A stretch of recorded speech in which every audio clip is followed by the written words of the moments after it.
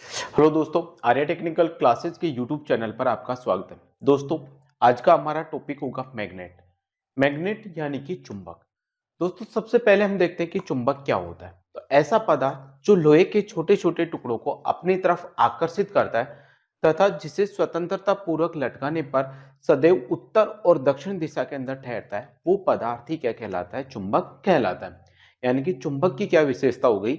चुंबक आपके लोहे के छोटे छोटे टुकड़ों को क्या करेगा? आकर्षित करेगा। और यदि उसको किसी धागे से, रस्सी से बांधकर उसको स्वतंत्रता पूर्वक लटका देंगे तो वो उत्तरी ध्रुव और दक्षिण ध्रुव की तरफ ही क्या करता है? ठहरता है। उसके दोनों ध्रुव उत्तर और दक्षिण दिशा के अंदर ठहरते हैं तो वही क्या कहलाता है? आपका चुंबक कहलाता है। अब बात आती है कि चुंबक कितने प्रकार का होता है। तो देखिए, चुंबक होता है वो दो प्रकार का होता है। एक होता है प्राकृतिक चुंबक, दूसरा होता है कृत्रिम चुंबक। प्राकृतिक चुंबक वो चुंबक होता है जो हमको पृथ्वी से प्राप्त होता है, जो हमें अपन के पृथ्वी या फिर यानी कि पृथ्वी के अंदर से या पृथ्वी के अंदर खदानों से हमको जो प्राप्त होता है, वो चुंबक कौन से चुंबक कहलाते हैं? आपके प्राकृतिक चुंबक कहलाते हैं। अब पृथ्वी से प्राप्त होने वाले जो चुंबक होते हैं, इनकी आकृति निश्चित नहीं होती। यानी कि प्राकृतिक चुंबक की कोई आकृति निश्चित नहीं होती है। ये बेडोल आकृति के होते हैं तथा साथ ही क्या होता है, इनके अंदर चुंबकीय गुण का मान क्या होता है? बहुत ही कम होता है। इस कारण क्या होता है, इन प्राकृतिक चुंबक का हमारे दैनिक जीवन के अंदर कोई उपयोग नहीं होता। अब प्राकृतिक चुंबक के उदाहरण क्या क्या होते हैं? तो जो लॉर्ड स्टोन होते हैं, यानी कि जिनको नाविक, पुराने जमाने में जो नाविक होते हैं वो दिशा सूचक यंत्र के रूप में काम में लेते थे, जिन्हें लॉर्ड स्टोन के नाम से जाना जाता था, वो प्राकृतिक चुंबक के क्या उदाहरण है। दूसरा क्या हो सकता है? मैग्नेटाइट होता है, हेमेटाइट होता है, Fe3O4 होता है। ये सब क्या है? प्राकृतिक चुंबक के क्या है? उदाहरण होते हैं। प्राकृतिक चुंबक का हमारे दैनिक जीवन के अंदर कोई उपयोग नहीं रहता। अब प्राकृतिक चुंबक के ही अनुसार क्या बनाए गए? कृत्रिम चुंबक बनाए गए। तो कृत्रिम चुंबक को अपन क्या करते हैं? प्रयोगशालाओं के अंदर क्या हो जाता है? कृत्रिम विधियों की सहायता से अपन क्या करते हैं? कृत्रिम चुंबक का क्या करते हैं? निर्माण करते हैं। अब कृत्रिम चुंबक हमारे खुद के हाथों के द्वारा बनाए जा रहे हैं, तो इनको जैसी हमारी आवश्यकता होती है उस आवश्यकता के अनुसार उनको उस आकृति के अंदर हम क्या कर सकते हैं? बना सकते हैं। इन कृत्रिम चुंबक के अंदर क्या कर सकते हैं? अपन चुंबकीय गुण को हमारी आवश्यकता के अनुसार घटा भी सकते हैं और बढ़ा भी सकते हैं। अतः दैनिक जीवन में सबसे ज्यादा जिन चुंबकों का उपयोग होता है, वो चुंबक होती है आपके कृत्रिम चुंबक। कौन सी होती है? कृत्रिम चुंबक। अब कृत्रिम जो चुंबक होती है वो भी आपकी दो प्रकार की होती है। एक तो होता है आपका स्थायी कृत्रिम चुंबक और एक होता है अस्थायी कृत्रिम चुंबक। सबसे पहले अगर बात करें हम स्थायी कृत्रिम चुंबक क्या होता है, तो वे चुंबकीय पदार्थ जिनके अंदर चुंबकीय गुण कई वर्षों तक बना रहता है, जिनके अंदर कई वर्षों तक चुंबकीय गुण समाप्त नहीं होता है, वो चुंबक क्या कहलाते हैं? स्थायी कृत्रिम चुंबक कहलाते हैं। जैसे आपने लाउड स्पीकर देखा है, लाउड स्पीकर के पीछे वो ब्लैक आकार की जो गोल चुंबक बनी होती है, वो आपका स्थायी कृत्रिम चुंबक है। उसके चुंबकीय गुण को कई वर्षों तक वो समान रूप से बना रहेगा, ना तो उसको अपन बढ़ा सकते हैं ना ही घटा सकते हैं, तो वो चुंबक हो गया आपका स्थायी चुंबक। अब बात आती है कि स्थायी चुंबक अपन किन किन पदार्थों की सहायता से बनाते हैं। तो स्थायी चुंबक बनाने के लिए अपन carbon steel, cobalt steel, alnico, एल्कोनेक्स, इन सब धातुओं का अपन क्या करते हैं? स्थायी कृत्रिम चुंबक बनाने के लिए उपयोग करते हैं। दूसरा जो आपका कृत्रिम चुंबक का उदाहरण है वो है आपका अस्थायी कृत्रिम चुंबक। अब अस्थायी कृत्रिम चुंबक कौन से चुंबक होते हैं? तो वे चुंबक यानी कि जिनको विद्युत धारा की सहायता से, जिनको किसी कॉइल्स के अंदर धारा प्रवाहित करके फिर उनके अंदर चुंबकीय क्षेत्र पैदा किया जाता है, वो चुंबक आपके अस्थायी चुंबक कहलाते हैं। अब अस्थायी चुंबक क्यों बोल रहे हैं? क्योंकि इन चुंबकों के अंदर चुंबकीय क्षेत्र केवल उतने समय के लिए ही विद्यमान रहेगा जितने समय के लिए उस कॉइल्स के अंदर से धारा प्रवाहित होती रहेगी। अगर उस कॉइल्स के अंदर से जैसे ही धारा प्रवाह को बंद किया जाएगा, तो वह कॉइल्स के अंदर बनने वाले चुंबकीय क्षेत्र का मान भी क्या हो जाएगा? समाप्त हो जाएगा। तो जितने देर तक उस कुंडली या कॉइल के अंदर धारा प्रवाहित होगी, उतने देर तक उस कॉइल के अंदर चुंबकीय क्षेत्र विद्यमान रहेगा। जैसे ही धारा प्रवाह को हटाएंगे तो चुंबकीय क्षेत्र का मान क्या हो जाएगा? समाप्त हो जाएगा। तो इन चुंबकों को अपन क्या बोलते हैं? अस्थायी चुंबक बोलते हैं। इन चुंबकों का उपयोग कहां पर होता है? देखिए, अस्थायी जो वैद्युत चुंबक होता है, इनका उपयोग करते हैं अपन के वैद्युत मोटर्स के अंदर हो गया, पंखे हो गए आपके, जनरेटर हो गया, ट्रांसफॉर्मर हो गया, इन सब वैद्युतिक उपकरणों के अंदर ये सब वैद्युतिक उपकरण है वो विद्युत चुंबक या अस्थायी चुंबक के ऊपर काम करते हैं। जबकि आपका लाउड स्पीकर हो गया, आपका हेडफोन हो गया, आपके जो वैद्युतिक मापक यंत्र होते हैं, कई सारे वैद्युतिक मापक यंत्र जिसे पीएमएमसी होता है, permanent magnet moving coil instrument, उसके अंदर क्या किया जाता है? स्थायी चुंबकों का उपयोग किया जाता है। देखिए दोस्तों, आजकल जो मैं आपको वीडियो आपके लिए बना रहा हूं, इसके अंदर मैं अपनी स्पीड को थोड़ी ज्यादा रखना हूं। उसकी वजह क्या है कि मैं क्या चाहता हूं, आपका शॉर्ट टर्म के अंदर, कम समय के अंदर आपके सिलेबस को कंप्लीट कर सके और आपके एक चैप्टर को सिर्फ एक ही वीडियो के अंदर कवर कराने की कोशिश की जा रही है, ताकि आपको रिवाइज करने में इसको कम से कम समय लगे। अगर आपको इन वीडियो के अंदर कोई टॉपिक समझ में नहीं आता है, तो इन सब की क्लास मेरी प्लेलिस्ट के अंदर और पड़ी हुई है, वहां से उस टॉपिक को आप एक्स्ट्रा से प्रॉपर अच्छी तरह से आप पढ़ सकते हैं। क्योंकि ये इसके अंदर थोड़ी स्पीड मेरे को चाह कर ज्यादा रखनी पड़ रही है, क्योंकि कम समय के अंदर आपके पूरे कोर्स को क्या करना है? कंप्लीट कराना है। तो ये तो हो गया आपके चुंबक के बारे में बेसिस। अब इसको अपन क्या कर लेते हैं? नोट कर लेते हैं। क्या कर लेते हैं? नोट। बात हो रही है कि चुंबक क्या होता है। सबसे पहले किसकी परिभाषा लिखोगे आप? चुंबक की। तो चुंबक क्या होता है? तो चुंबक क्या होता है? ऐसा पदार्थ जो क्या करे? ऐसा पदार्थ जो लोहे के, किसके? लोहे के छोटे छोटे टुकड़ों को, लोहे के छोटे छोटे टुकड़ों को आकर्षित करता हूं, आकर्षित करता हो तथा स्वतंत्रता पूर्वक लटकाने पर, क्या? स्वतंत्रता पूर्वक लटकाने पर उत्तर व दक्षिण दिशा में, उत्तर व दक्षिण दिशा में ठहरता हो, उत्तर और दक्षिण दिशा में ठहरता हो, वही क्या कहलाता है? चुंबक कहलाता है। कितने प्रकार होते हैं? तो चुंबक आपका कितने प्रकार का होता है? दो प्रकार का होता है। कितने प्रकार का होता है? तो दो प्रकार का होता है, जिसमें एक आता है आपका कौन सा? प्राकृतिक चुंबक। एक तो कौन सा आता है आपका? प्राकृतिक चुंबक आता है। और दूसरा जो प्रकार है वो कौन सा है आपका? कृत्रिम चुंबक है। दूसरा कौन सा प्रकार है आपका? कृत्रिम चुंबक। तो अब ये सबसे पहले देखते हैं प्राकृतिक चुंबक। ये हमको कहां पर मिलते हैं? तो पृथ्वी के धरातल पर, पृथ्वी के धरातल पर कहां पर पाए जाते हैं? पृथ्वी के धरातल पर पाए जाते हैं। उदाहरण कौन कौन से होते हैं? तो आपके हो गए क्या? मैग्नेटाइट हो गया आपका, कौन सा? मैग्नेटाइट हो गया आपका। लोड स्टोन हो गया आपका, कौन सा हो गया? लोड स्टोन हो गया। और Fe3O4 यानी कि फेरस ऑक्साइड। ये सब क्या है? आपके प्राकृतिक चुंबक के क्या है? उदाहरण है। फिर प्राकृतिक चुंबक के अंदर और क्या लगोगे? तो प्राकृतिक चुंबक के अंदर और लिखना है क्या? इनमें चुंबकीय गुण क्या होता है? इनमें चुंबकीय गुण, चुंबकीय गुण क्या होता है? बहुत कम होता है। क्या होता है? बहुत कम होता है। दूसरा, इनकी आकृति, क्या? इनकी आकृति। तो इनकी आकृति क्या होती है? अनिश्चित होती है। क्या होती है? अनिश्चित। और इनका क्या होता है? दैनिक जीवन में उपयोग, दैनिक, क्या?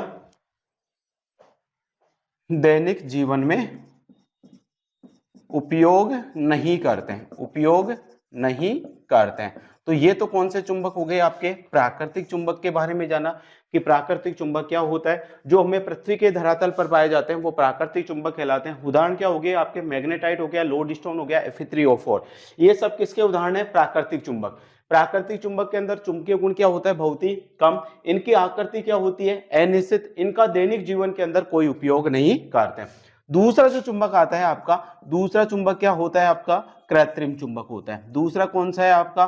कृत्रिम चुंबक। कृत्रिम चुंबक क्या होते हैं? ये प्रयोगशालाओं के अंदर बनाए जाते हैं। कहाँ बनाए जाते हैं? ये प्रयोगशालाओं में बनाए जाते हैं, प्रयोगशालाओं में बनाए जाते हैं। तो कृत्रिम चुंबक क्या होते हैं? आपके प्रयोगशालाओं के अंदर क्या किए जाते हैं? बनाए जाते हैं। अगली बात क्या होती है? इनकी आकृति, इनकी आकृति क्या होती है? तो इनकी आकृति क्या होती है आपकी, निश्चित होती है। आकृति क्या होती है इनकी, निश्चित होती है। तीसरी बात क्या, इनके अंदर क्या होता है आपका, चुंबकीय गुण। चुंबकीय गुण क्या होता है इसके अंदर, बहुत ज्यादा होता है। चुंबकीय गुण क्या होते हैं, बहुत ही ज्यादा। तो ऐसे चुंबक जिन्हें प्रयोगशालाओं के अंदर बनाए जाते हैं, जिनकी आकृति निश्चित होती है, जिनके अंदर चुंबकीय गुण का मान बहुत ज्यादा होता है, वो चुंबक कौन से चुंबक कहलाते हैं, आपके कृत्रिम चुंबक कहलाते हैं। फिर बात आती है कि कृत्रिम चुंबक कितने प्रकार के होते हैं। तो मैंने अभी आपको बताया कि कृत्रिम चुंबक होते हैं वो भी कितने प्रकार के होते हैं, आपके 2 प्रकार के होते हैं। कृत्रिम चुंबक भी कितने प्रकार के होते हैं, 2 प्रकार के। तो आगे देखेंगे अपन क्या, कृत्रिम चुंबक। तो कृत्रिम चुंबक के प्रकार, कृत्रिम चुंबक के प्रकार। तो कृत्रिम चुंबक कितने प्रकार के, तो 2 प्रकार के होते हैं। एक होता है आपका स्थायी चुंबक, एक तो कौन सा होता है आपका, स्थायी चुंबक होता है। दूसरा होता है कौन सा आपका, अस्थायी चुंबक। दूसरा कौन सा होता है, अस्थायी चुंबक। स्थायी चुंबक होते हैं, स्थायी चुंबक क्या होते हैं, तो वे चुंबक जिनके अंदर चुंबकीय गुण क्या होता है, लंबे समय तक बना होता है। इनमें क्या होता है, इनमें चुंबकीय गुण, इनमें चुंबकीय गुण क्या होता है आपका, लंबे समय तक, लंबे समय तक क्या रहता है, लंबे समय तक बना रहता है। तो वे चुंबक जिनके अंदर चुंबकीय गुण क्या होता है, बहुत ही लंबे समय तक बना रहता है, वो क्या कहलाते हैं, आपके स्थायी चुंबक कहलाते हैं। स्थायी चुंबक किन किन पदार्थों से बनाए जाते हैं, तो इनको क्या किया जाता है, इनको कोबाल्ट स्टील, क्या, कोबाल्ट स्टील हो गया, कोबाल्ट स्टील हो गया आपका। फिर क्या हो गया, कार्बन स्टील हो गया, क्या हो गया आपका, कार्बन स्टील हो गया आपका। एक हो गया आपका क्या, एल्निको। एल्निको से क्या किया जाता है, ये बनाए जाते हैं। एल्निको और इनके मिश्र धातुओं से ये क्या किया जाते हैं, बनाए जाते हैं। बात आती है कि पूछ लेता है कभी कभी, एल्निको एक मिश्र धातु है, तो ये किन किन से बनी होती है, तो एल्निको बनी होती है आपकी एल्यूमिनियम, क्या, एल्यूमिनियम, लोहा, एल्यूमिनियम, लोहा, निकिल, निकिल और क्या होता है आपका, कोबाल्ट। इन धातुओं से मिलकर किसका निर्माण होता है, आपका एल्निको से बना होता है। तो इनके अंदर चुंबकीय गुण लंबे समय तक बने होते हैं। इनके अंदर cobalt steel, carbon steel, alnico आदि से बनाए जाते हैं। स्थायी चुंबक और क्या हो गए आपके, इनका उपयोग, और क्या देखोगे आप, इनका उपयोग। तो स्थायी चुंबकों का उपयोग कहां पर किया जाता है, तो आपका हो गया लाउड स्पीकर, क्या हो गया आपका, लाउड स्पीकर हो गया। दूसरा क्या हो गया आपका, हेडफोन हो गया, क्या हो गया, हेडफोन हो गया आपके। लाउड स्पीकर, हेडफोन और जो मापक यंत्र होते हैं, क्या होते हैं, मापक यंत्रों में इनका क्या होता है, उपयोग। मापक यंत्रों में इनका क्या किया जाता है, उपयोग किया जाता है। तो ये कौन से चुंबक हो गए आपके, स्थायी चुंबक। दूसरा जो प्रकार है आपका, दूसरा प्रकार किसका है आपका, अस्थायी चुंबक का है।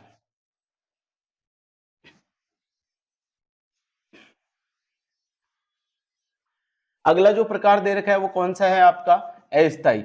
ये भी किसके हैं, आपके प्राकृतिक चुंबक। प्राकृतिक चुंबक के अंदर भी कौन सा प्रकार, अस्थायी चुंबक। तो अस्थायी चुंबक क्या होते हैं आपके, जो वैद्युत चुंबक होते हैं। ये क्या होते हैं आपके, ये वैद्युत चुंबक होते हैं। क्या होते हैं आपके, वैद्युत चुंबक, यानी कि वैद्युत चुंबक होते हैं। यानी कि ये क्या होते हैं, विद्युत के द्वारा बनाए गए चुंबक क्या होते हैं, आपके अस्थायी चुंबक होते हैं। इनमें क्या होता है, इनमें चुंबकीय गुण, इनमें जितने समय के लिए, जितने समय के लिए, जितने समय के लिए क्या करते हैं अपन, धारा प्रवाहित करते हैं। क्या करते हैं, धारा प्रवाहित, धारा प्रवाहित करते हैं, उतने समय ही, उतने समय ही चुंबक बनते हैं। उतने ही समय ही चुंबक बने रहते हैं। उतने समय तक ही ये क्या बने रहते हैं, चुंबक बने रहते हैं। जितने समय के लिए धारा प्रवाहित होगी उतने समय के लिए ही ये क्या बनेंगे, चुंबक। जैसे धारा प्रवाह को समाप्त किया जाएगा तो इनके अंदर चुंबकीय गुण क्या हो जाएंगे, आपके समाप्त हो जाएंगे। फिर बात आती है कि इनका उपयोग कहां पर किया जाता है, तो इनका उपयोग होते हैं आपके किसके अंदर, मोटर हो गया आपका, जनरेटर हो गया, क्या हो गया, जनरेटर हो गया आपका, ट्रांसफॉर्मर हो गया, क्या हो गया, ट्रांसफॉर्मर हो गया आपका, अल्टरनेटर हो गया, क्या हो गया, अल्टरनेटर। इन सब के अंदर क्या किया जाता है, आपके अस्थायी चुंबक का क्या किया जाता है, उपयोग किया जाता है। तो अस्थायी चुंबक क्या होते हैं, वैद्युत चुंबक होते हैं।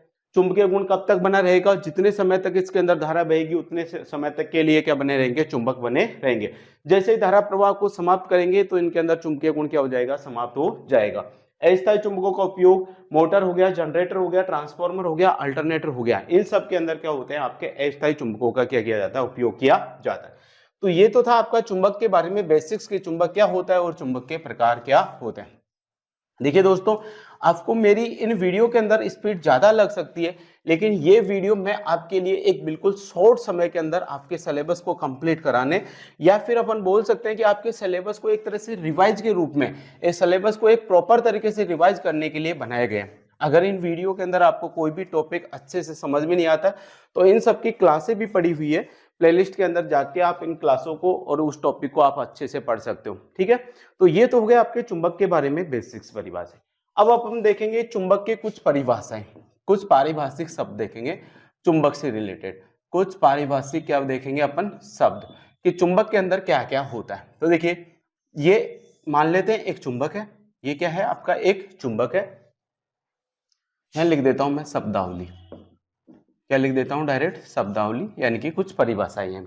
ये आपका चुंबक है, चुंबक के अंदर दो ध्रुव होते हैं, एक होता है उत्तरी ध्रुव, एक होता है दक्षिण ध्रुव।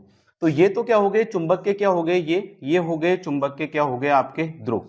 चुंबक के अंदर क्या होता है, इन ध्रुवों को मिलाने वाली एक काल्पनिक रेखा होती है, और उस काल्पनिक रेखा को अपन बोलते हैं चुंबकीय अक्ष। इस काल्पनिक रेखा को क्या बोलेंगे अपन, चुंबकीय क्या बोलेंगे, अक्ष बोलेंगे। तो ये हुआ है आपका उत्तरी ध्रुव, ये है दक्षिण ध्रुव। इनको जिस रेखा की सहायता से मिलाया जाता है वो क्या कहलाता है, चुंबकीय अक्ष।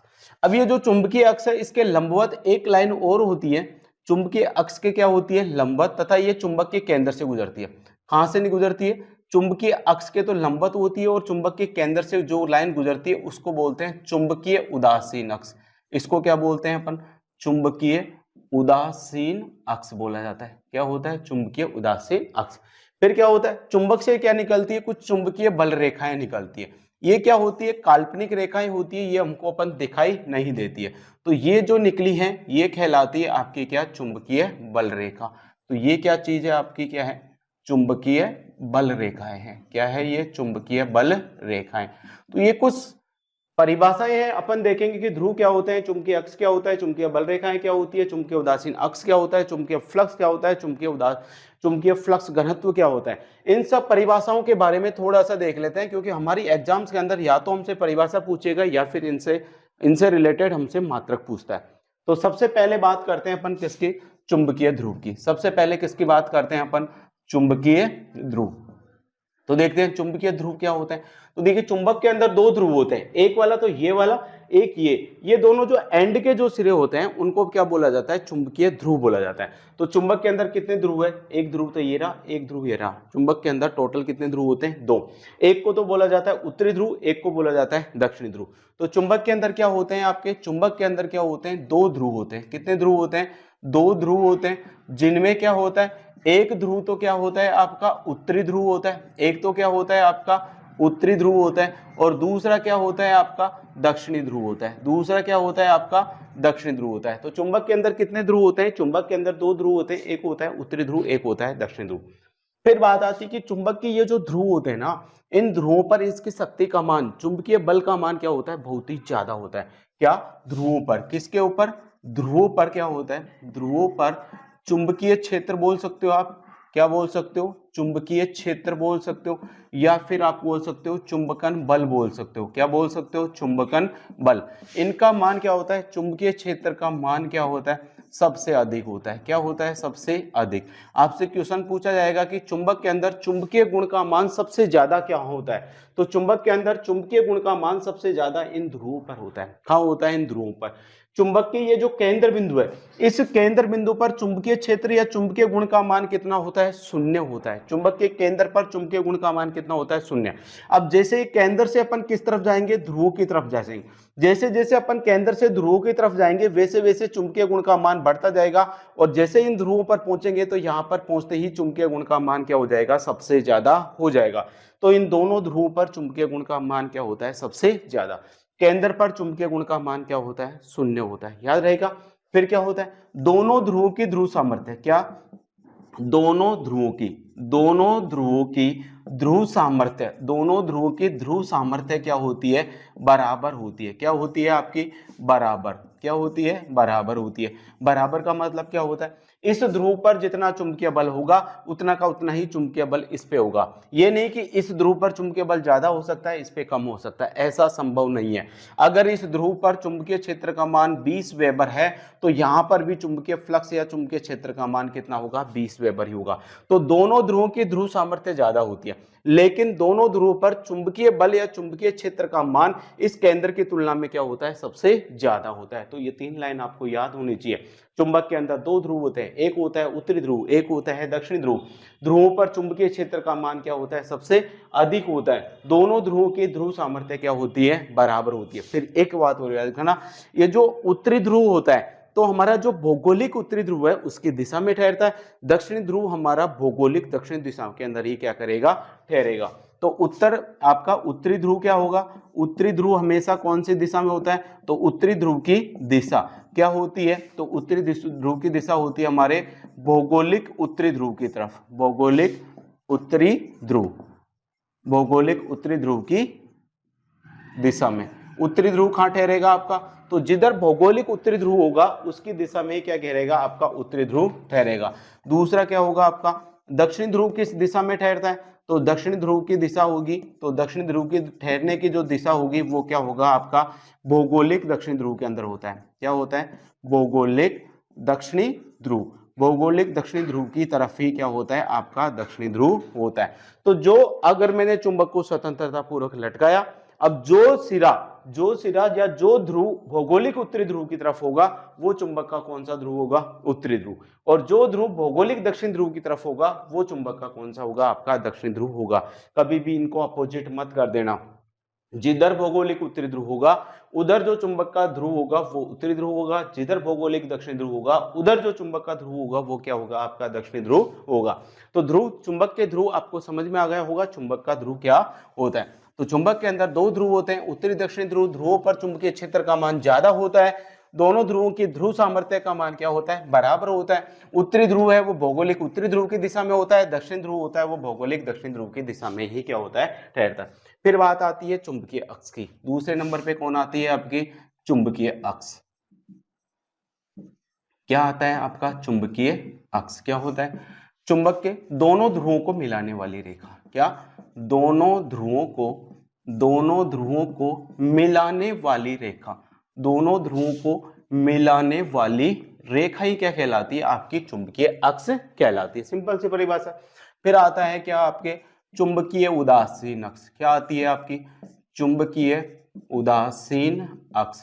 तो चुंबकीय उदासीन अक्ष क्या होती है, चुंबकीय अक्ष के लंबवत, क्या, चुंबकीय अक्ष के क्या, लंबवत, चुंबकीय अक्ष के लंबवत तथा चुंबक के केंद्र से, तथा चुंबक के केंद्र से, चुंबक के केंद्र से गुजरने वाली काल्पनिक रेखा, गुजरने वाली जो काल्पनिक रेखा होती है वही क्या कहलाती है, चुंबकीय उदासीन अक्ष। देखिए ये तो है चुंबकीय अक्ष, इसके लंबवत ये वाली रेखा, और चुंबक के केंद्र से गुजरने वाली रेखा ही क्या कहलाती है, आपकी चुंबकीय उदासीन अक्ष कहलाती है। अगली जो परिभाषा है वो है आपके क्या, चुंबकीय बल रेखा। अगली क्या है आपकी, चुंबकीय बल रेखा। देखिए चुंबकीय बल रेखाएं, तो चुंबकीय बल रेखाएं क्या होती है समझ लेते हैं। ये क्या होती है, आपकी काल्पनिक रेखाएं होती है। क्या होती है, ये काल्पनिक रेखाएं होती है। काल्पनिक रेखाएं क्या होती है, काल्पनिक रेखा। काल्पनिक रेखा का मतलब है कि इनको अपन आंखों से नहीं देख सकते हैं, इनको केवल अपन कल्पना कर सकते हैं कि ऐसा कुछ होता होगा। तो चुंबकीय बल रेखाएं क्या होती है, काल्पनिक रेखाएं होती है। आप यहां पर देख पा रहे हो ये जो वाली रेखाएं हैं ये क्या है, आपकी चुंबकीय रेखाएं। अब बताओ ये चुंबकीय बल रेखा कहां से निकल रही है, तो चुंबकीय बल रेखाओं के तीर का चिन्ह देखो, यहां से निकल रही है, उत्तरी ध्रुव से तो निकलती है, और कहां पे जाके मिलती है, आपके दक्षिण ध्रुव पर। तो चुंबकीय बल रेखा सदैव चुंबक के उत्तरी ध्रुव से निकलकर दक्षिणी ध्रुव पर जाकर क्या होती है, आपकी मिलती है। याद रखना इसको, कभी मत भूलना कि चुंबकीय बल रेखा चुंबक के अंदर कहां से निकलेगी, तो चुंबकीय बल रेखा सदैव चुंबक के उत्तरी ध्रुव से निकलते हैं। आप जितनी भी मोटर्स पढ़ोगे, जितनी भी मशीन्स पढ़ोगे, उनके अंदर आप चुंबकीय बल रेखाओं को जरूर याद, आपके काम में आने वाली है। तो चुंबकीय बल रेखाएं सदैव चुंबक के कौन से ध्रुव से निकलती है, उत्तरी ध्रुव से। फिर अगला क्वेश्चन बनता है कि इन चुंबकीय बल रेखाओं की दिशा कैसे होते हैं, चुंबक के बाहर तो किस दिशा में होती है और चुंबक के अंदर किस दिशा में होती है। तो ये होता है चुंबक के बाहर, तो चुंबक के बाहर तो कैसे जा रही है, ये उत्तरी ध्रुव से किसकी तरफ जा रही है, दक्षिणी ध्रुव। लेकिन जो अंदर की अगर बात करें तो अंदर कैसे आ रही है, ये अंदर आ रही है दक्षिण ध्रुव से कौन से ध्रुव की तरफ, उत्तरी ध्रुव की तरफ। ये चुंबकीय बल रेखाएं कभी भी एक दूसरे को नहीं काटती है, कभी भी क्या करती है, एक दूसरे को नहीं काटती है, ये याद रखना है। क्योंकि इन चुंबकों के बीच में हमेशा कौन सा बल लगता है, प्रतिकर्षण बल लगता है, इसके कारण चुंबकीय बल रेखाएं कभी भी एक दूसरे को नहीं काटती है। तो ये क्या होती है, ये काल्पनिक रेखाएं होती है। ये क्या होती है, आपके उत्तरी ध्रुव से निकलती है। ये क्या होती है, आपके चुंबक के उत्तरी ध्रुव से निकलकर दक्षिणी ध्रुव पर क्या होती है, आपकी मिलती है। उत्तरी ध्रुव से तो निकलती है और दक्षिण ध्रुव पर जाकर क्या हो जाती है, मिल जाती है। ये क्या होती है आपकी। दूसरा क्या होता है, इनकी दिशा अगर बात करें कि चुंबकीय बल रेखाओं की दिशा क्या होती है, तो चुंबक के बाहर तो क्या होता है ये, तो चुंबक के बाहर तो होती है क्या, उत्तरी ध्रुव से दक्षिणी ध्रुव की तरफ। चुंबक के बाहर तो क्या होती है इनकी दिशा, उत्तरी ध्रुव से क्या होती है, दक्षिणी ध्रुव तरफ। और चुंबक के अंदर, कहां पर, चुंबक के अंदर, और चुंबक के अंदर इनकी दिशा क्या होती है, तो चुंबक के अंदर इनकी दिशा होती है क्या, दक्षिणी ध्रुव से क्या होता है, आपके उत्तरी ध्रुव की तरफ। चुंबक के अंदर इनकी दिशा क्या होती है, तो चुंबक के अंदर होता है दक्षिण ध्रुव से क्या होती है, उत्तरी ध्रुव।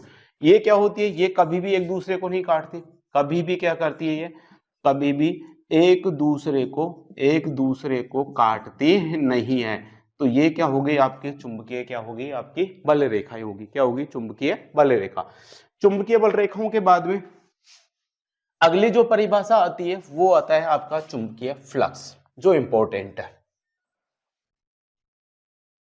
अगली परिभाषा क्या है, तो अगली परिभाषा है आपका क्या, चुंबकीय फ्लक्स। तो देखते हैं चुंबकीय फ्लक्स क्या होता है। तो क्या होता है, ये जो चुंबकीय बल रेखा, चुंबक के उत्तरी ध्रुव से निकलने वाली जो चुंबकीय बल रेखा है, इन चुंबकीय बल रेखाओं की जो कुल संख्या होती है, इन चुंबकीय बल रेखाओं की कुल संख्या ही क्या कहलाती है, चुंबकीय फ्लक्स। तो क्या होता है, चुंबकीय बल रेखाओं की, किसी चुंबक से निकलने वाली कुल चुंबकीय बल रेखाओं की संख्या ही क्या कहलाती है, चुंबकीय फ्लक्स होते हैं। तो चुंबक से निकलने वाली कुल चुंबकीय बल रेखाओं की संख्या, कुल चुंबकीय बल रेखाओं की जो संख्या होती है, कुल चुंबकीय बल रेखाओं की संख्या क्या कहलाता है, आपका चुंबकीय फ्लक्स। तो जो कुल चुंबकीय बल रेखाओं की संख्या होगी, उन कुल चुंबकीय बल रेखाओं को ही अपन क्या कहेंगे, चुंबकीय फ्लक्स कहते हैं। इसे क्या करते हैं, इसे अपन क्या करते हैं, फाई से प्रदर्शित करते हैं। किससे प्रदर्शित करते हैं, फाई से। ये जो सिंबल है वो किसका है, फाई का। इसे किससे प्रदर्शित करते हैं, फाई से। इसका जो मात्रक होता है, इसका मात्रक क्या होता है आपका, तो इसका मात्रक होता है वेबर होता है। इसका मात्रक क्या होता है, वेबर। याद रखना, चुंबकीय फ्लक्स का मात्रक क्या होता है, वेबर होता है। इसका अन्य मात्रक क्या होता है, तो इसका जो अन्य मात्रक होता है वो होता है मैक्सवेल। अन्य मात्रक क्या होता है आपका, मैक्सवेल होता है। तो चुंबकीय फ्लक्स के कितने मात्रक हो गए, दो। एक मात्रक तो कौन सा हो गया, वेबर। ये तो एसआई मात्रक है, ये तो क्या है, एसआई मात्रक। और अन्य मात्रक क्या होता है आपका, मैक्सवेल होता है। एक वेबर बराबर कितना होता है, पूछा जाता है आपके एग्जाम के अंदर। एक वेबर बराबर होता है 10⁸ मैक्सवेल। इंपॉर्टेंट है, याद रखना। एक वेबर बराबर कितना होता है, 10⁸ कितना होता है, 8 मैक्सवेल। तो चुंबकीय फ्लक्स समझ में आया। चुंबक से निकलने वाली कुल चुंबकीय बल रेखाओं की संख्या ही क्या कहलाती है, चुंबकीय फ्लक्स। किससे प्रदर्शित करते हैं चुंबकीय फ्लक्स को, फाई से प्रदर्शित करते हैं। मात्रक क्या होता है इसका, वेबर। दूसरा मात्रक क्या होता है, मैक्सवेल। एक वेबर बराबर कितना होता है, 10⁸ क्या होता है आपका, मैक्सवेल होता है। अगली जो परिभाषा आती है आपकी, अगली परिभाषा आती है चुंबकीय फ्लक्स घनत्व की। अगली परिभाषा किसकी आती है आपका, तो चुंबकीय फ्लक्स घनत्व। देखिए चुंबकीय फ्लक्स क्या घनत्व क्या होता है। अब ये जो चुंबकीय बल रेखाएं होती है, इन चुंबकीय बल रेखाओं के लंबवत तल के इकाई क्षेत्रफल से, इन चुंबकीय, ये जैसे चुंबकीय बल रेखा निकल रही है, इन चुंबकीय बल रेखाओं के लंबवत तल ये वाला हो गया। इस लंबवत तल के भी इकाई क्षेत्रफल से जो चुंबकीय बल रेखाएं गुजर रही है उनको ही अपन क्या कहेंगे, चुंबकीय फ्लक्स घनत्व। तो क्या बोलेंगे, चुंबकीय बल रेखाओं के, क्या, चुंबकीय बल रेखाओं के, चुंबकीय बल रेखाओं के लंबवत तल के इकाई क्षेत्रफल, लंबवत तल के इकाई क्षेत्रफल से निकलने वाली कुल चुंबकीय बल रेखाओं की संख्या, कुल चुंबकीय बल रेखाओं की संख्या ही क्या कहलाती है, आपका चुंबकीय फ्लक्स घनत्व कहलाती है। इसे क्या करते हैं, इसे हैं जो बी से प्रदर्शित करते हैं। किससे प्रदर्शित करते हैं, इससे बी से प्रदर्शित करते हैं। इसका एक सूत्र होता है, याद रखना, चुंबकीय फ्लक्स घनत्व का सूत्र कई बार पूछा गया है। सूत्र क्या होता है, बी बराबर क्या होता है, फाई अपॉन क्या होता है, ए होता है। बी बराबर क्या होता है, फाई अपॉन क्या होता है, आपका ए। इसका जो मात्रक होता है, क्या मात्रक, देखिए फाई बराबर क्या है, आपका फ्लक्स है, और फ्लक्स का मात्रक अभी अपन ने देखा था क्या होता है, वेबर होता है। ए बराबर क्या है, क्षेत्रफल है, ए बराबर क्या है, क्षेत्रफल। क्षेत्रफल का मात्रक क्या होता है, मीटर स्क्वायर। तो चुंबकीय फ्लक्स घनत्व का मात्रक क्या हो गया, आपका वेबर पर मीटर स्क्वायर। क्या हो गया, वेबर पर मीटर स्क्वायर। तो ऐसा ही मात्रक तो क्या हो गया इसका, वेबर पर मीटर स्क्वायर। एक इसका अन्य मात्रक भी होता है, तो इसका अन्य मात्रक क्या होता है, तो इसका अन्य मात्रक होता है टेस्ला। क्या होता है, टेस्ला होता है। तो चुंबकीय फ्लक्स घनत्व का दूसरा मात्रक क्या हो गया, टेस्ला। आपसे पूछ सकता है कि एक टेस्ला बराबर कितना होता है, तो आपसे पूछ सकता है एक टेस्ला बराबर कितना होता है, तो एक टेस्ला बराबर होता है 1 वेबर पर मीटर स्क्वायर। एक टेस्ला बराबर कितना होगा, 1 वेबर पर क्या होगा, आपका मीटर स्क्वायर। यहां पर आप याद रख लेना, फाई बराबर तो क्या है, आपका चुंबकीय फ्लक्स है। फाई बराबर तो क्या है, चुंबकीय फ्लक्स। और ए बराबर क्या है, आपका क्षेत्रफल है। ए बराबर क्या है, क्षेत्रफल। क्षेत्रफल को किस में मापते हैं, मीटर स्क्वायर में, और चुंबकीय फ्लक्स को किस में मापते हैं अपन, वेबर में। तो ये क्या हो गया आपका चुंबकीय फ्लक्स घनत्व। तो चुंबकीय फ्लक्स घनत्व की परिभाषा क्या हो गई, चुंबकीय बल रेखाओं के लंबवत तल के इकाई क्षेत्रफल से निकलने वाली कुल चुंबकीय बल रेखाओं की संख्या को ही अपन क्या कहते हैं, चुंबकीय फ्लक्स घनत्व। किससे प्रदर्शित करते हैं, बी से। फॉर्मूला क्या होता है, बी बराबर क्या होता है, फाई अपॉन ए। मात्र क्या होता है, वेबर पर मीटर स्क्वायर। दूसरा मात्र क्या होता है, टेस्ला। एक टेस्ला बराबर कितना होता है, 1 वेबर पर मीटर स्क्वायर। फाई क्या है, चुंबकीय फ्लक्स, ए क्या है, आपका क्षेत्रफल। तो ये परिभाषा किसकी होगी, आपके चुंबकीय फ्लक्स घनत्व की। तो चुंबक से रिलेटेड जो आपकी जो इंपॉर्टेंट परिभाषाएं थी, वो परिभाषाएं आपकी क्या हो सकी है, कंप्लीट हो चुकी है। अब अपन क्या करेंगे, जो वैद्युतिक परिपथ और जो चुंबकीय परिपथ होते हैं उनकी क्या करेंगे, तुलना करेंगे। अब अपन क्या करेंगे, वैद्युतिक और चुंबकीय परिपथों की क्या करेंगे, तुलना। अगला टॉपिक क्या होगा आपका, अगला टॉपिक होगा चुंबकीय व वैद्युतिक परिपथों की तुलना। चुंबकीय व वैद्युतिक परिपथों की तुलना। देखिए, ये जैसे मान लेते हैं ये कोई चालक पदार्थ है।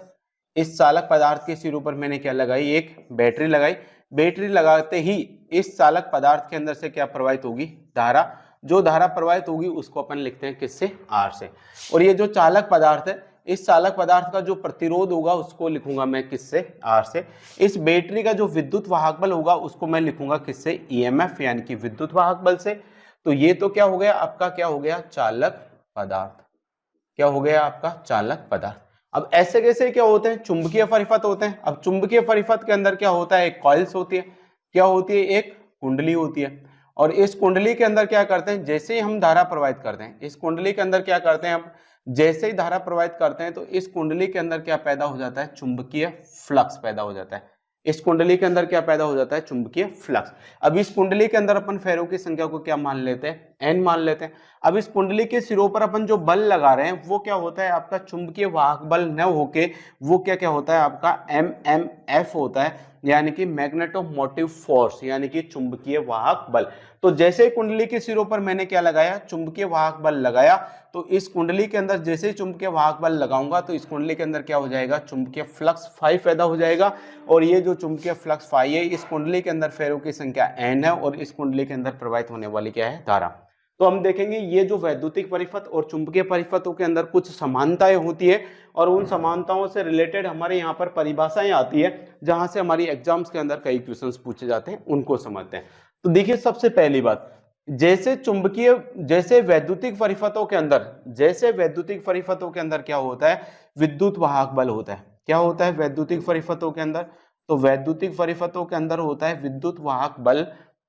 वैसे ही क्या होता है चुंबकीय परिपथों के अंदर क्या होता है आपका चुंबकीय वाहक बल होता है। क्या होता है चुंबकीय वाहक बल। याद रखना है ये चीज, चुंबकीय वाहक बल वैद्युतिक परिपथों के किसके समान होता है, तो चुंबकीय वाहक बल वैद्युतिक परिपथों के विद्युत वाहक बल के क्या होता है, समान, पूछा जाता है एग्जाम से। दूसरा क्या होता है, वैद्युतिक परिपथों में क्या होती है, विद्युत धारा होती है। क्या होती है, विद्युत धारा। तो जैसे विद्युत धारा प्रवाहित होती है वैद्युतिक परिपथों में, वैसे ही चुंबकीय परिपथों में क्या प्रवाहित होता है, तो चुंबकीय परिपथों में क्या प्रवाहित होता है, तो चुंबकीय परिपथों में प्रवाहित होता है चुंबकीय फ्लक्स। क्या प्रवाहित होता है, चुंबकीय फ्लक्स। जैसे ही अपन पढ़ते हैं कि वैद्युतिक परिपथों के अंदर क्या होता है, जैसे प्रतिरोध होता है। क्या होता है, जैसे प्रतिरोध। वैसे चुंबकीय परिपथों के अंदर क्या होता है, तो चुंबकीय परिपथों के अंदर होता है रिलैक्टेंस। क्या होता है, रिलैक्टेंस। और रिलैक्टेंस को हिंदी में बोलते हैं, यदि आप याद रख सको तो प्रतिष्ठंभ। क्या बोलते हैं, प्रतिष्ठंभ। चौथा, वैद्युतिक परिपथों में जैसे क्या होता है आपका चालकत्व होता है। क्या होता है, चालकत्व। वैसे ही चुंबकीय परिपथों के अंदर क्या होता है आपका परमियंस होता है। क्या होता है आपका परमियंस। ठीक है। पांचवा देखेंगे कि अपन देखते हैं क्या वैद्युतिक परिपथों के अंदर क्या होती है आपका विशिष्ट प्रतिरोध होता है। क्या होता है, विशिष्ट प्रतिरोध होता है। तो वैसे ही इसके अंदर क्या होता है, रिलेक्टिविटी होती है। क्या होती है, रिलेक्टिविटी होती है। फिर क्या होंगे, जैसे ही अपन देखेंगे कि जैसे वैद्युतिक परिपथों के अंदर क्या होती है आपकी चालकता होती है। चालकता यानी कि विशिष्ट चालकता।